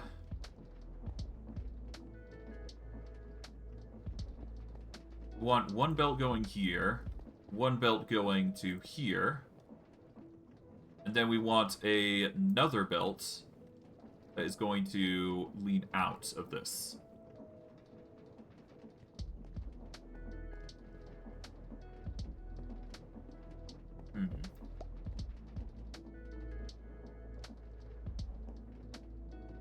Of course, that's going to be an issue because this needs to rotate the opposite direction, doesn't it? So...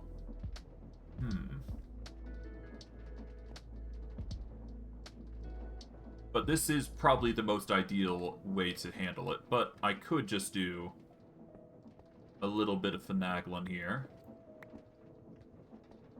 Do that. So that way the belt just drops it onto this belt here. And then we do the same exact thing. And then all we do for that one is just connect it together. And then we should be good. And I do believe with that, we've got the basics for the mechanism set up. Really?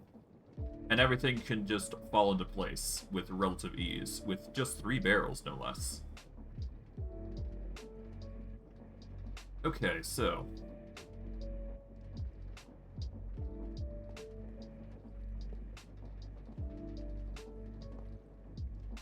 Okay.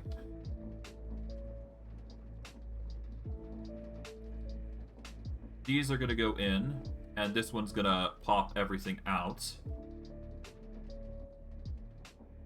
Let's get our mechanical belts here.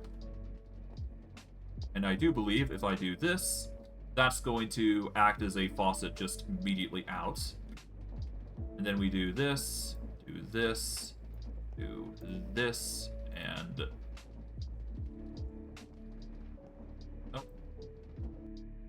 Hold on.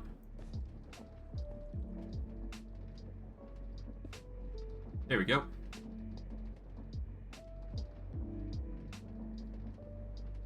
Now all I do is just quickly set up a... Where is it? Here it is, a gear shift. And a... not a sticky piston, but a lever. Set that up. There we go.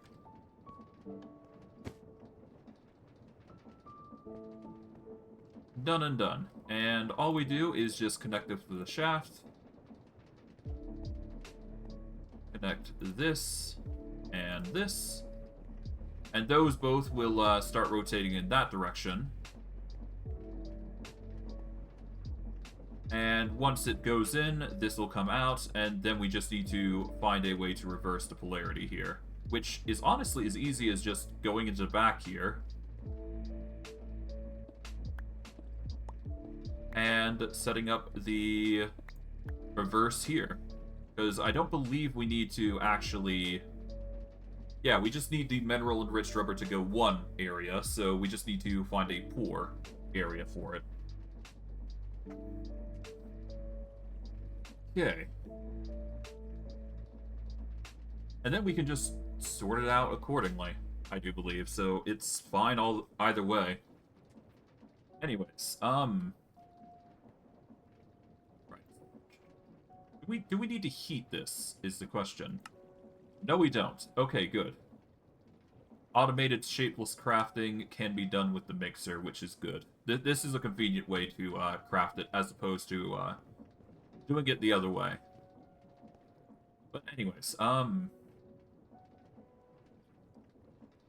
get the gear shift again. All we do is just place a gear shift here. get a reverse going for this by using a lever. There we go. That gets the rotation down. And then all we gotta do is make sure that we empty out the sealed mechanisms from here. And then we got it into a nice little loop.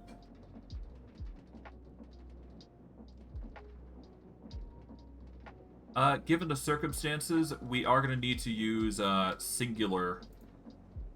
Well, we can use a singular for this point here, because otherwise it's not going to work out.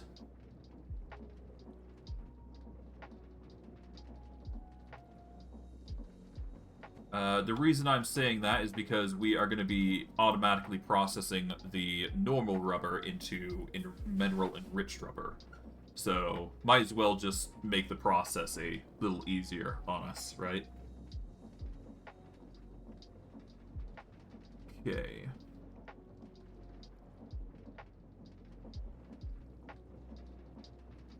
Okay, so let's see. Right, andesite funnel. Here we go.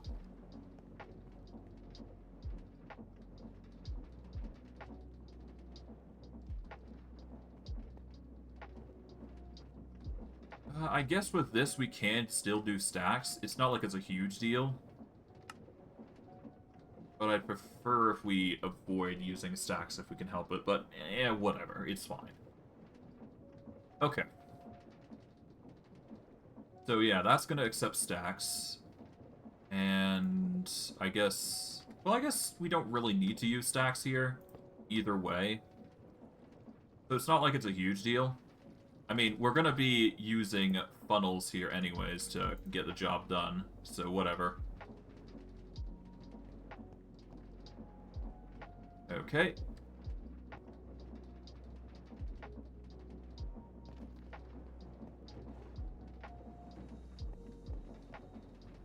Okay, so we're gonna get 8 of these.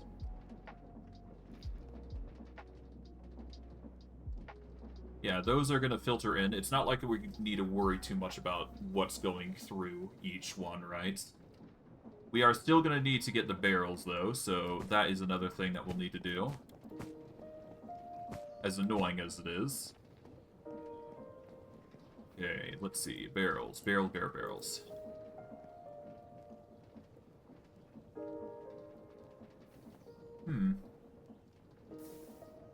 Well, I guess we don't have any of the types of barrels I'm thinking of. We'll just take a stack of spruce here. Convert it into planks. Convert this into slabs. Then take the redstone dust here. Get some sticks here. Get at least 16 here. And then we can just make the barrels. Oh, right. I need dark oak for this. Whoops. Oh, well. I'll just stuff all this spruce away for now. Here we go.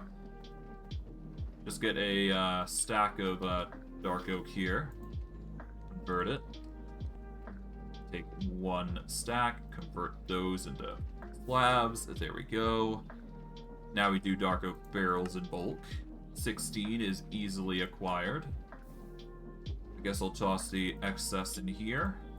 There we go. 16 dark oak barrels. Lickety split. Okay. To that end, let's take some of these and get the mechanism or the machining set up. Okay, so for this we're gonna need 3 barrels across. Okay, we just set up the brass funnels like so. I guess we could specify a filter here, just so the machine doesn't, you know, buckle. But I'm too lazy to do that. Well, I'm too lazy to do it right now anyways. But anyways, all we do here is just set magnetic Yeah, so set up kinetic mechanisms to go there. We then get our hands on some cured rubber if we have any on us, which we don't. But we can easily process some that we've got made outside, I would assume. And we should be able to produce that into something viable, I would imagine. But we will have to see.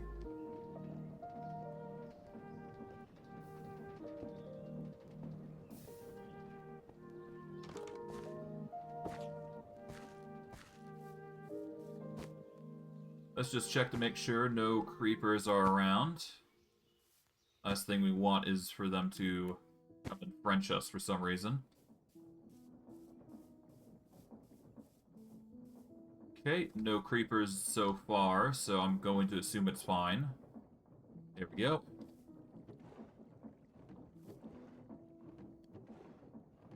Toss all this rubber in, so that way it cooks. Toss the excess there.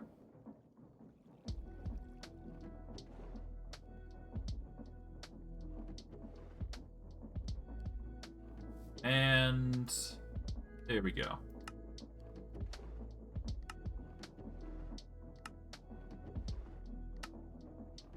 That is a plethora of stacks for, well, that's a lot of stacks, I should say, for rubber. But yes, we've got plenty of rubber now. Got plenty for what we're going to be doing, I would imagine. Alright, let's just dark oak it up here. Alright. So first order of business is to set up the signs.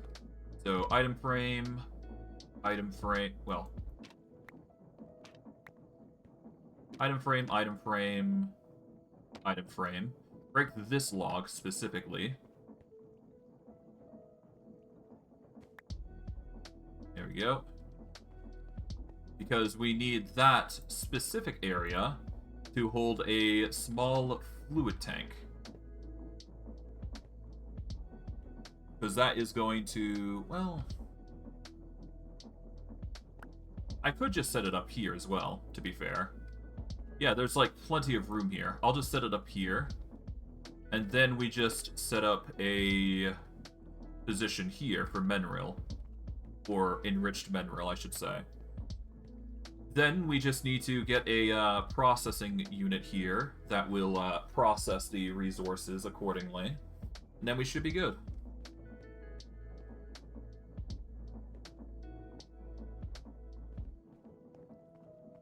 So yeah, as long as we get a form of rotational power, if you will, we should be fine.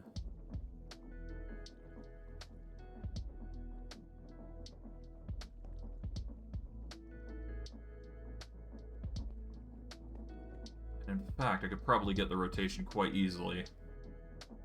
But before that, obviously, we need to get the... Oh, yeah, no, there's a lot of rubber. Let's stow the rubber for now. And we will work on it as we go. Now, let's see.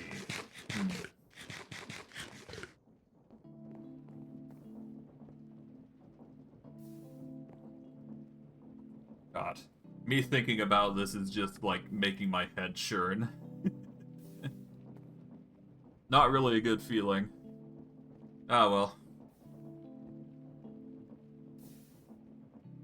Let's see.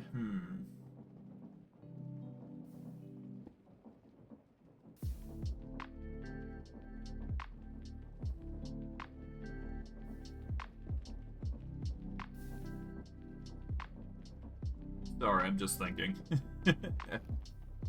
Mine's having a bit of a blank moment right now. Okay, so I guess we should probably organize things. So first and foremost, mechanisms here are going to be just mechanisms. We want the next one over here to be the rubber, right? So we want to place the rubber into here. Then we're going to have the components, once they're completed, come out from here. And that will process into its component counterpart. We're going to need 9 of them for now, so we'll put the last one here away. We'll save the rest for later, but basically we need that, and let's see. We need to get another spout, but we're also going to be using the mechanical pumps as well as the fluid pipe to worm our way into the area here. So all we do is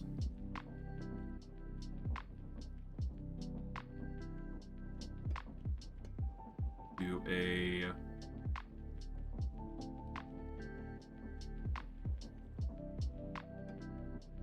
worming rotation here to here.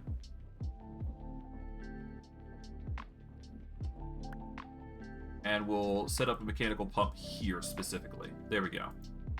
Now, if we were to get some shafts here.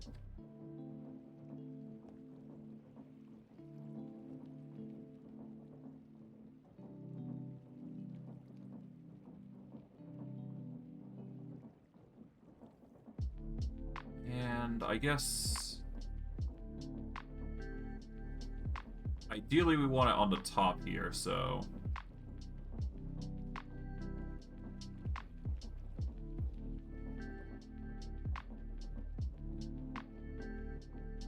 yeah, from here, want to go up.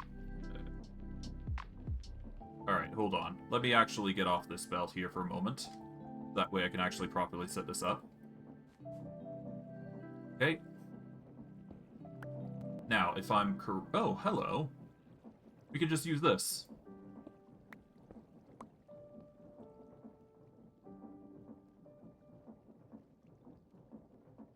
Alright, 2 goes here, and then we get the cog wheels in, like planned.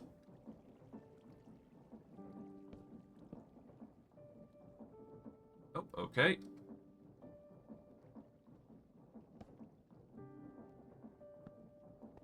Alright, there we go. That rotates in what direction? That rotates in the opposite direction of what we want to do. So, all we do, set that there. There we go. Now it's going the right direction. So now, if we set up a fluid pipe and place it there, that's going to start pumping into the faucet that we're going to be providing. So now, if we get a few buckets of the mineral that we've been collecting thus far, we can use 1 bucket to insinuate what we need. Now, of course, I probably could just make an automation of it by using a tree. But we'll save all that for later. But hey, we've got mineral resin now. And this is going to be used to make enriched mineral. Well, mainly to provide the enriched mineral to one of the areas, but I digress. Okay. And all we do now is just set up the mineral resin here in a bucket, and we just put it there for, you know, viewing purposes. Oh god, what have I done? Yeah, I completely forgot. I haven't actually set anything up there yet, so, take all those buckets out. For now. But yeah, no, everything is basically set up. We just need the spout, which is exactly what we need in order for us to pour said liquid into the buckets. Much like we have here. Although, this is a more crude version of it, I should say. But regardless, we should be able to get enriched mineral rubber because of this machine. So it's just a matter of time. Now, we just need to set everything up accordingly. So we just need to get our hands on... what is it?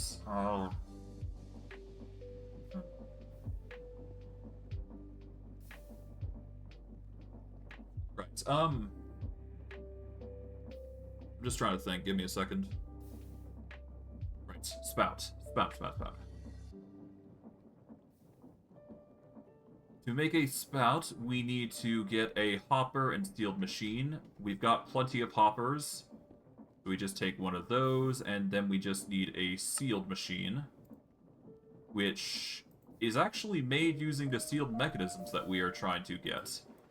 We've got 5 currently, but we don't have any sealed mechanisms, so we won't be able to make it just yet, although we can quickly make it with... Yeah, if we take 3 of these, I suppose, to start with.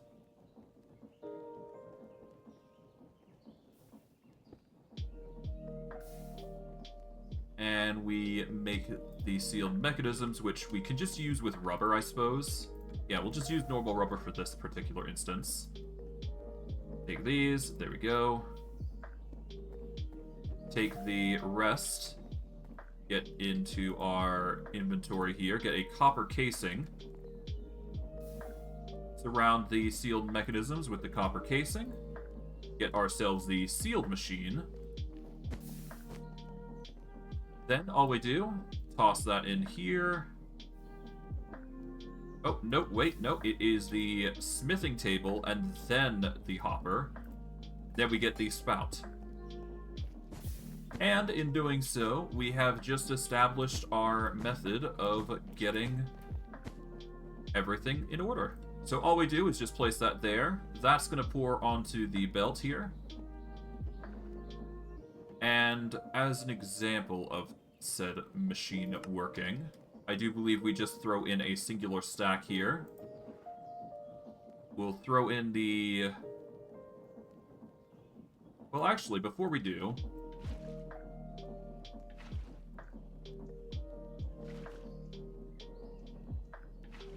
There we go.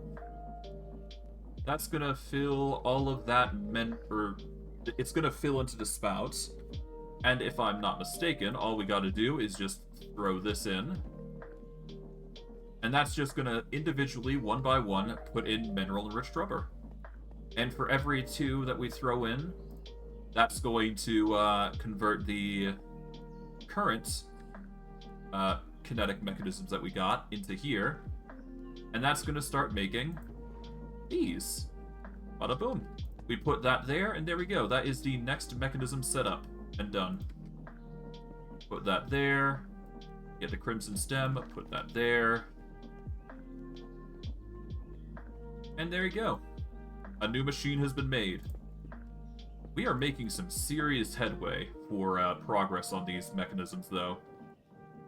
Now, there is one more mechanism we can make here, and it's probably the easiest one to make, but I think we're going to also need to process it properly as well. But at the same time, it's not that hard as far as I'm concerned. It's basically the same process that we used with the mineral resin, but we just did it a different way. Regardless, it does seem that it's only allowing an X amount of resource, so that's good. Probably for the best that it's staying there as well, so that's good. But yeah, that's just going to process slowly but surely. It's going to deposit anything that we make and throw it through the belt here, and then it's just going to make this sealed mechanism, which is exactly what we want. But I digress. Now, the last thing that we can feasibly make here, within reason, is probably the sturdy mechanism. We'll have to wait before we can make the next set of mechanisms, obviously. But in due time, that will be a viable solution for us, but we should be able to easily make the sturdy mechanisms with relative ease. Because with this, all you need is the precision mechanism, a sturdy sheet, and you just need to plant those together, and then you're good. Which is as easy as pie, as far as I'm concerned. So, all we do here, for this in particular, is we need 1 belt going forward. So, give me a second. Let me actually get the shafts here. Alright, so we need 1 belt going forward. We need it to turn. And then we just need it to go back.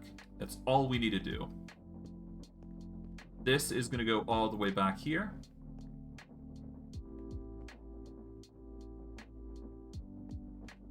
You know what? Let's extend it one out by one. So that way it's a little bit easier to set things up here. Here we go. We need one of them to go up.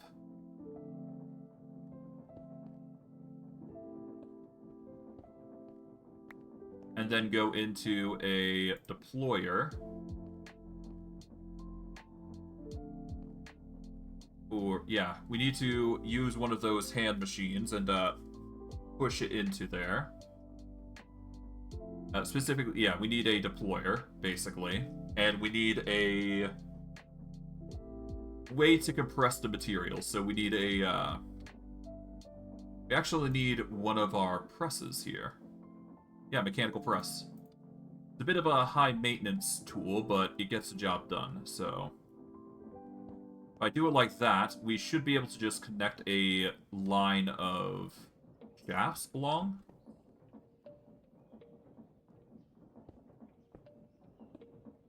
Like so. Oh no, wait, that's not gonna work, is it? No, we need to, we need it to be higher, is the thing. Because otherwise it won't properly press, is the thing.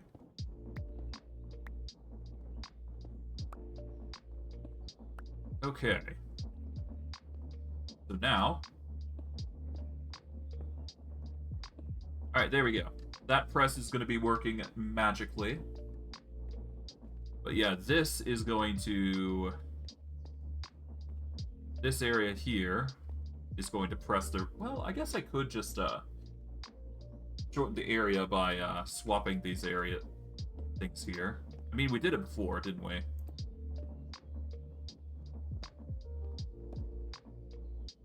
And we do the same thing here.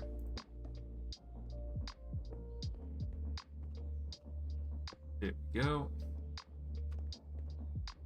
Like so. But yeah, that's gonna press in. No, the other way's better, I think. It just gets the materials in faster. It's fine. We'll make it work all the same. Now, if I recall correctly, this should work as intended. So it goes here to here to here. Then this goes up. Take that out.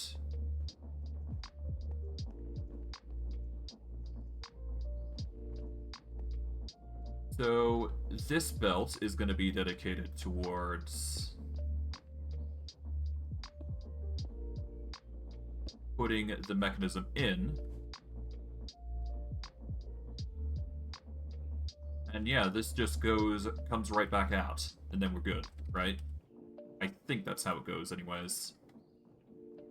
So we just connect these to here, like so. And if we quickly just get the gear shift here, just one should be enough.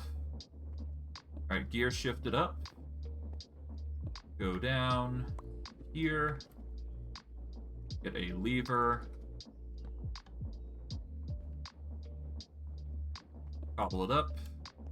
There we go. Those are rotating properly as intended.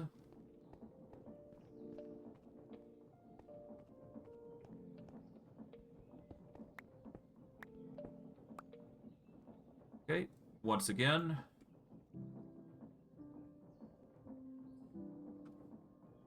Gear shift. Lever. Cobble. Alright, that's the rotation done there.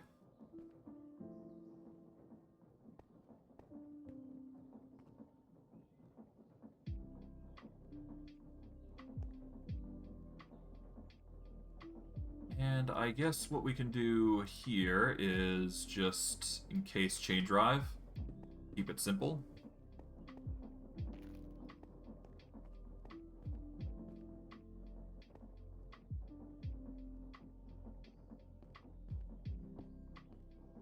And then if we can get the gear or chain drive to go the right way, we should be good. So we just need a chain drive. Well, we need more chain drives, so I do believe chain drives are pretty easy to make.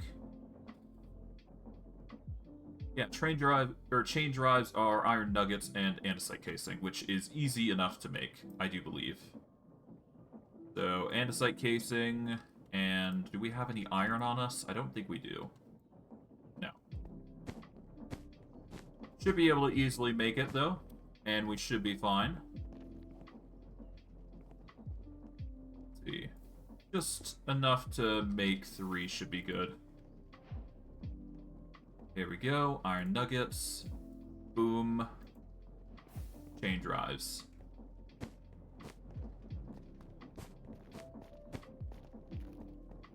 Okay, and with that, I do believe if we do this...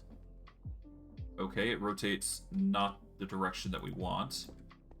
So we need to find a way to alleviate that issue. Somehow.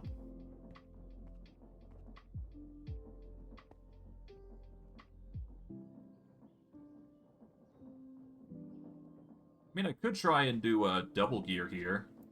Just 2 big gears, maybe?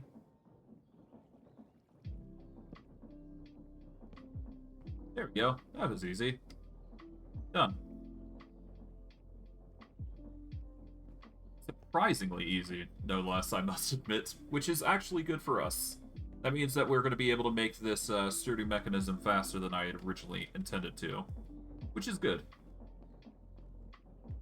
Okay, so, with that out of the way, we just need to get the gripper, and then we just need to set up the other thing. And then we should be good. Okay.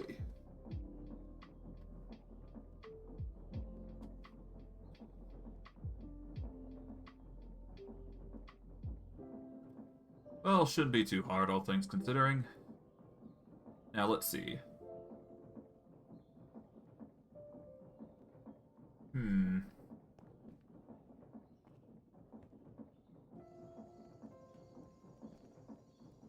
Right, so I should probably place the dark oak log here, and... Well, no, not the dark oak. We need the crimson.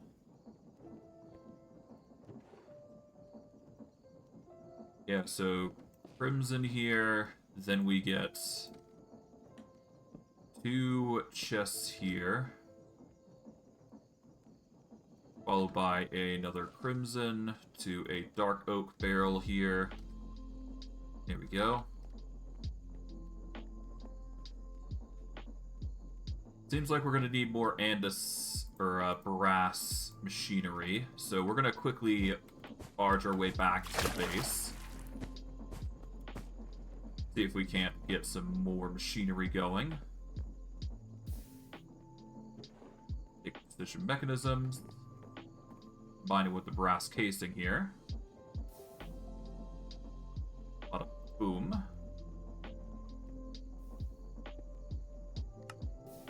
Alright, take these brass machines. We should only need a few things here.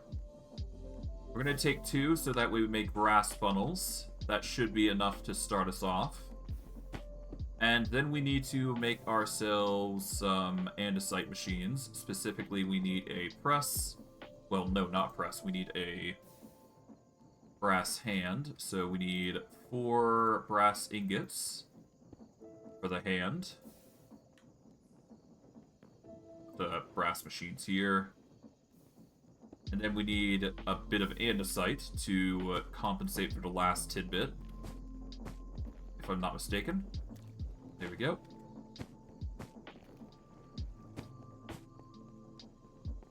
And I believe it was... No.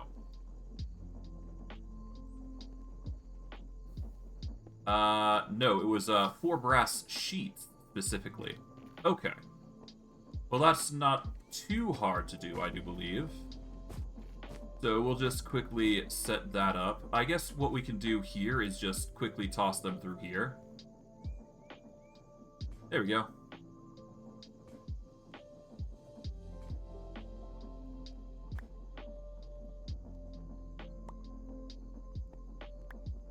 Done.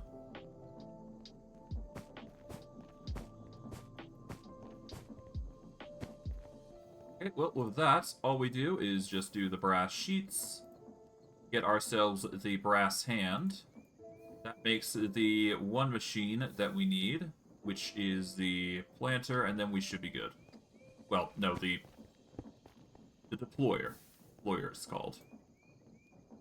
Now, all we do, there we go, get the deployer done. And I think that's all we need for this. Yeah, because all we need to do is just deploy the items, don't we? And then it's basically golden. Yeah, so all we do here is just set that up. Then make sure that,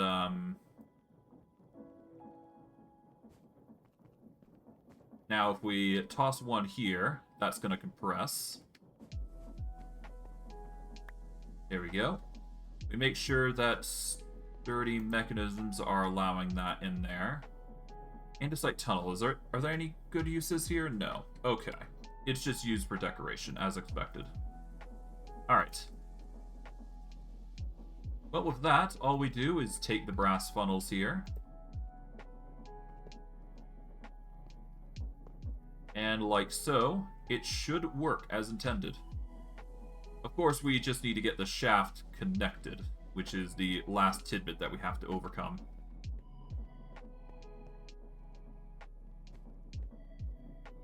You know, don't we have a teleport? I hope we do anyways. Let's see. Alright. Full redstone, no. I feel like teleporting is like a third tier spellbook thing.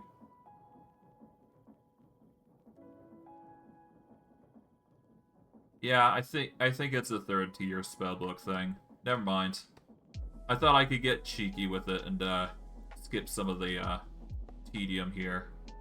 But no, I'm gonna have to break some stuff here just to get everything ready.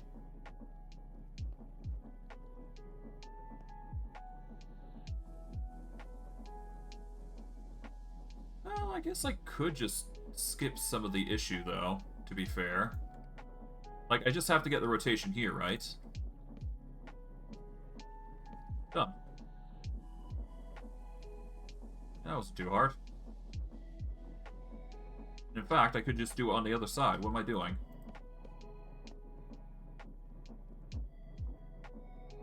Okay, let's get the brass funnels in. There we go. Yeah, no, what I could have done is just do triple cogwheel. Done. There we go.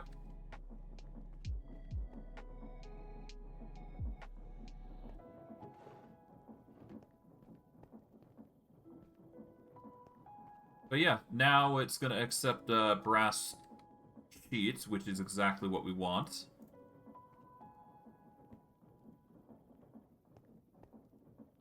There you go. Yeah, that's going to do its work, basically. So, all we do is now set up the mechanism, so that way we can get the dark oak log, well, get everything ready. Alright, so, item frame.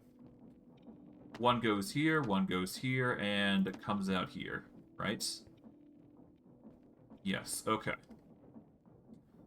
So, for this mechanism, we need to drop a precision mechanism in here. And then we drop in a compressed iron ingot.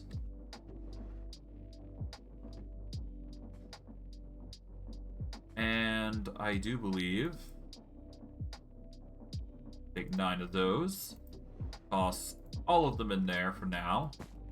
While I go quickly get some more compressed iron. Because we're obviously going to need way more. Alright, we've got sturdy sheets here. We'll grab those real quick. Grab a block of compressed iron. We'll get the sheets in first before we throw in the other bits. There we go. There you go. We've now got sturdy mechanisms, which will go out here. There we go. Pretty simple stuff, though, with the design that we've got. So, yeah. Oh, right. Put that there. There we go. Done. Alright. So now we've made the 4 core mechanisms. And we've also established andesite production, as well as, you know... We've basically covered the 4 key mechanism components that we need to make in every single, every single component that we need. So we've established ourselves a little bit of an area to work with, which is nice. Before I do continue, I'm actually going to...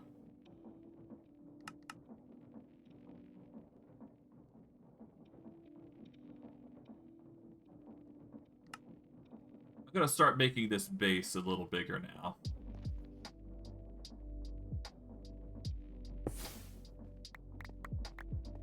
Oh, hold on.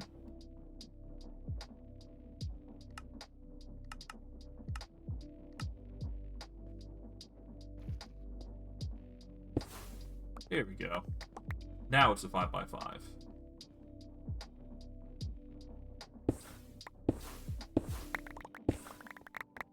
Alright, I think this is the best time to actually start splitting this area up a little bit.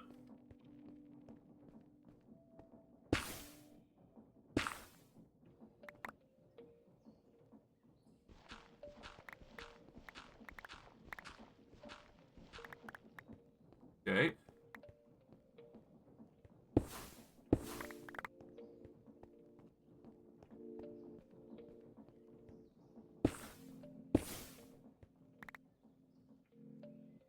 Okay, let's just start stuffing some stuff away. I'm actually going to start putting some of the mechanisms now back, because I think for the most part we're basically done. There we go.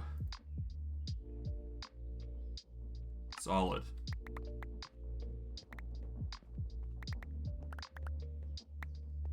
It's time we start making foundations to start moving everything in, like, a unique order.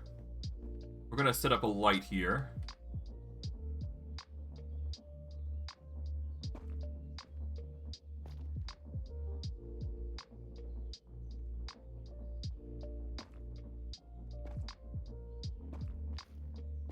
There we go.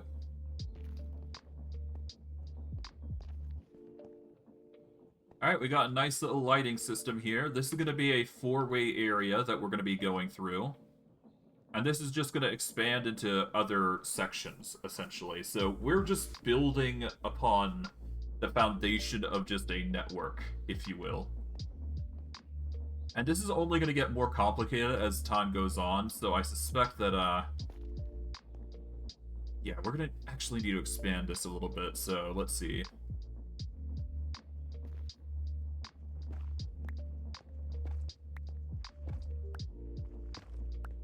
Yeah, so this is like, it's still currently technically a 3x3 room. It's just expanded so that way we can build in a 5x5 radius to cover the, not including the corners, of course. So I think what we need to do is...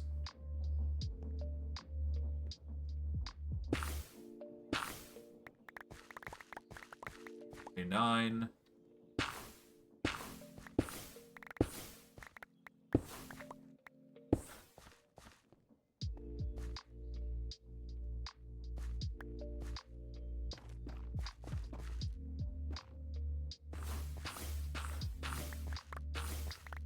There we go, just gather everything we can here. And then we go across here, so this is like...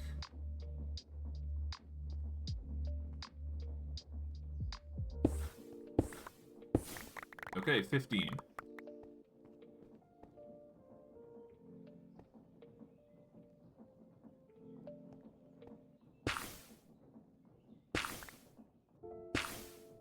Okay, that's 15.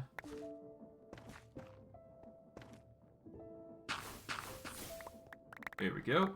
We see a little bit of the mechanisms here, but nothing that will really impede us in any particular way.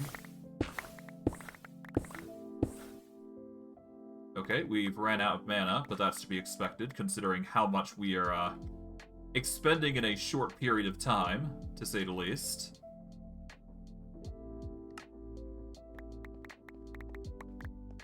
But it's fine. We're getting a plenty amount of mana for it, so it's all good. There we go. Then we just go over here.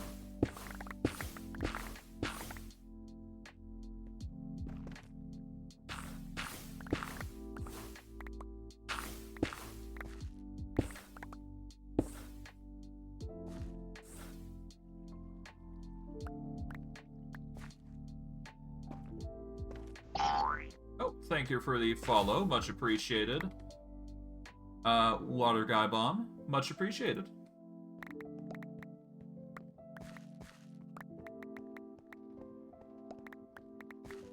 I appreciate the thought, but I'm gonna have to refuse.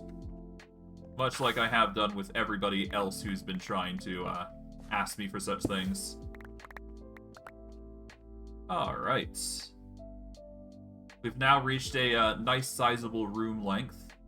So now, if we go here, we've got 15 by 15, so 7 would be ideal, I think, so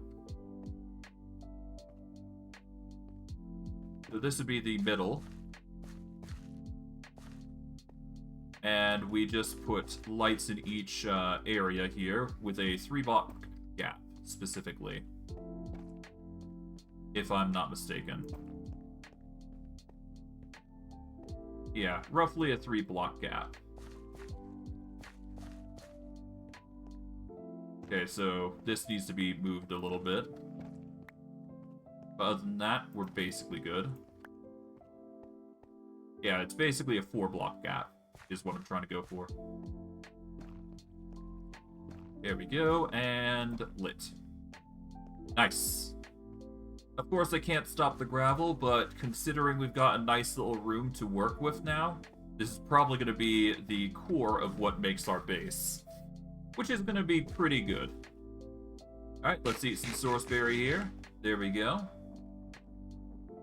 And yeah, this is going to be probably the primary area that we're going to be working with. We're going to have to obviously build it up, make it look nice, but I guess what we could do is probably expand it a little further up, right? Yeah, make it look nice while we're going through this.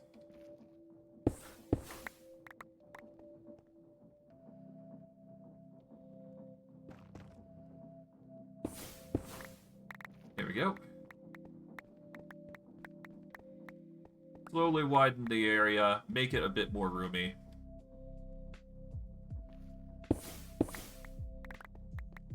Shouldn't be that bad.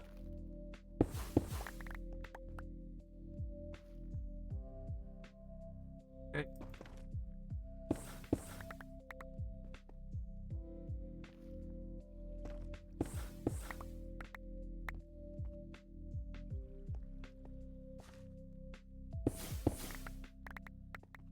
And then we got the middle here. Done. Now, all we do is just get loot area here, so that way we loot everything.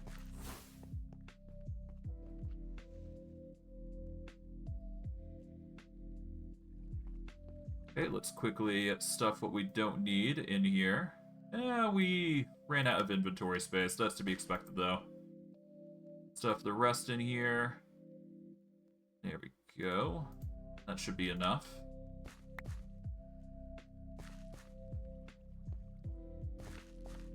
But yeah, there you go.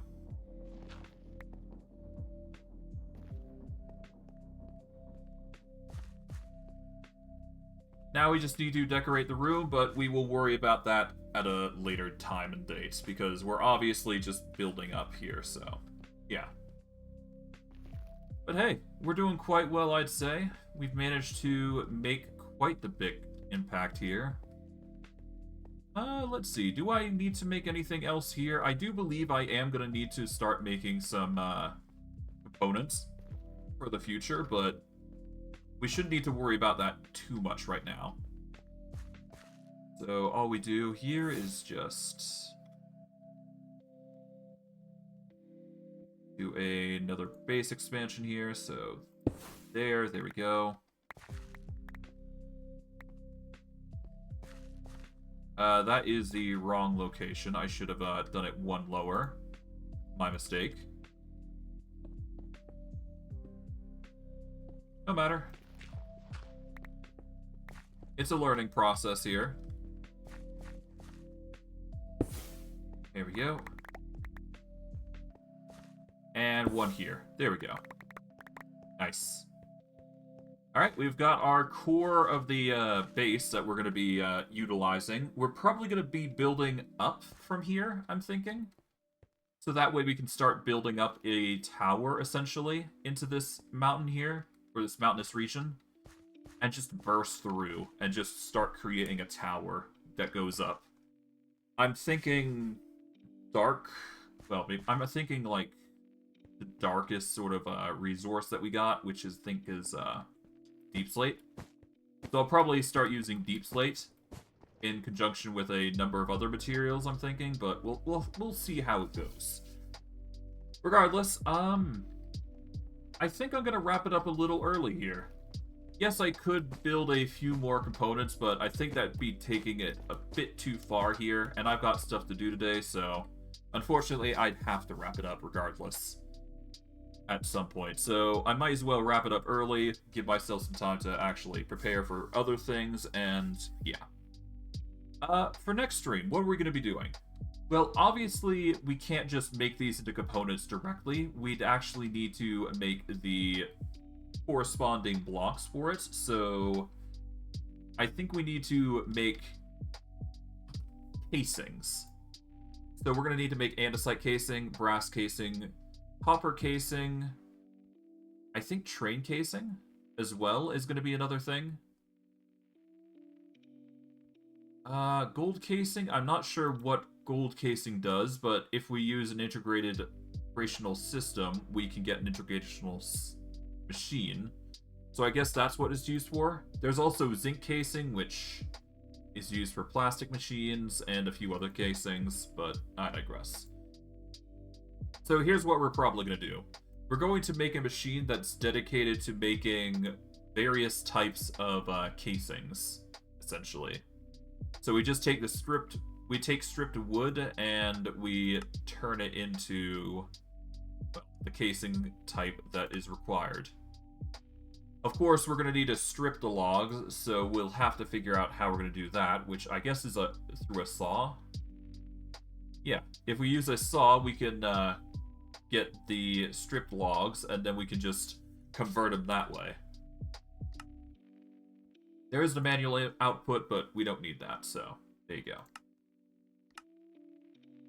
And we could probably also make this into one easy machine, to be quite honest. As long as we just make sure that we specify what goes in where, we should be fine.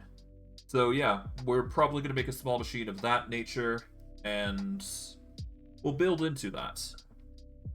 Well, I don't know. I'll figure something out, but I'm probably going to put the machine here, and then we can have our whole branch office here and just figure out how we're going to deal with this massive space.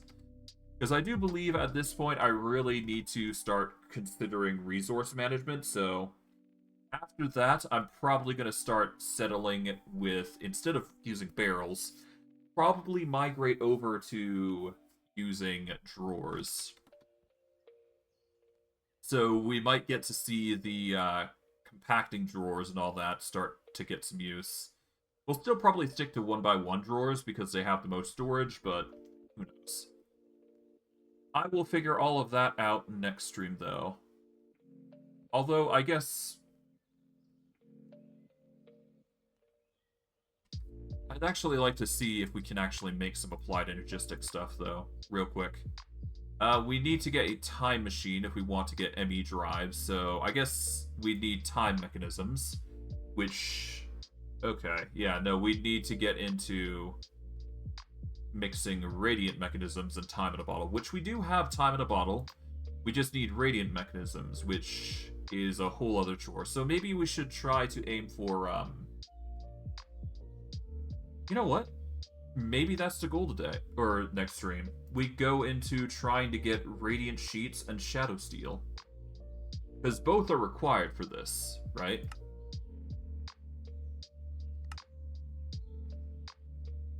And I mean, if we're going to be trying to find Radiance and Shadow Steel, we might as well try, right? Although that's probably going to lead into us trying to figure out this whole mess, so there you go. We'll figure out all this. I've already done this.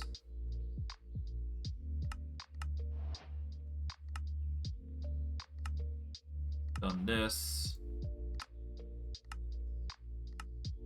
I've already done that. Skystone Dust, Skystone... Skystone Catalyst.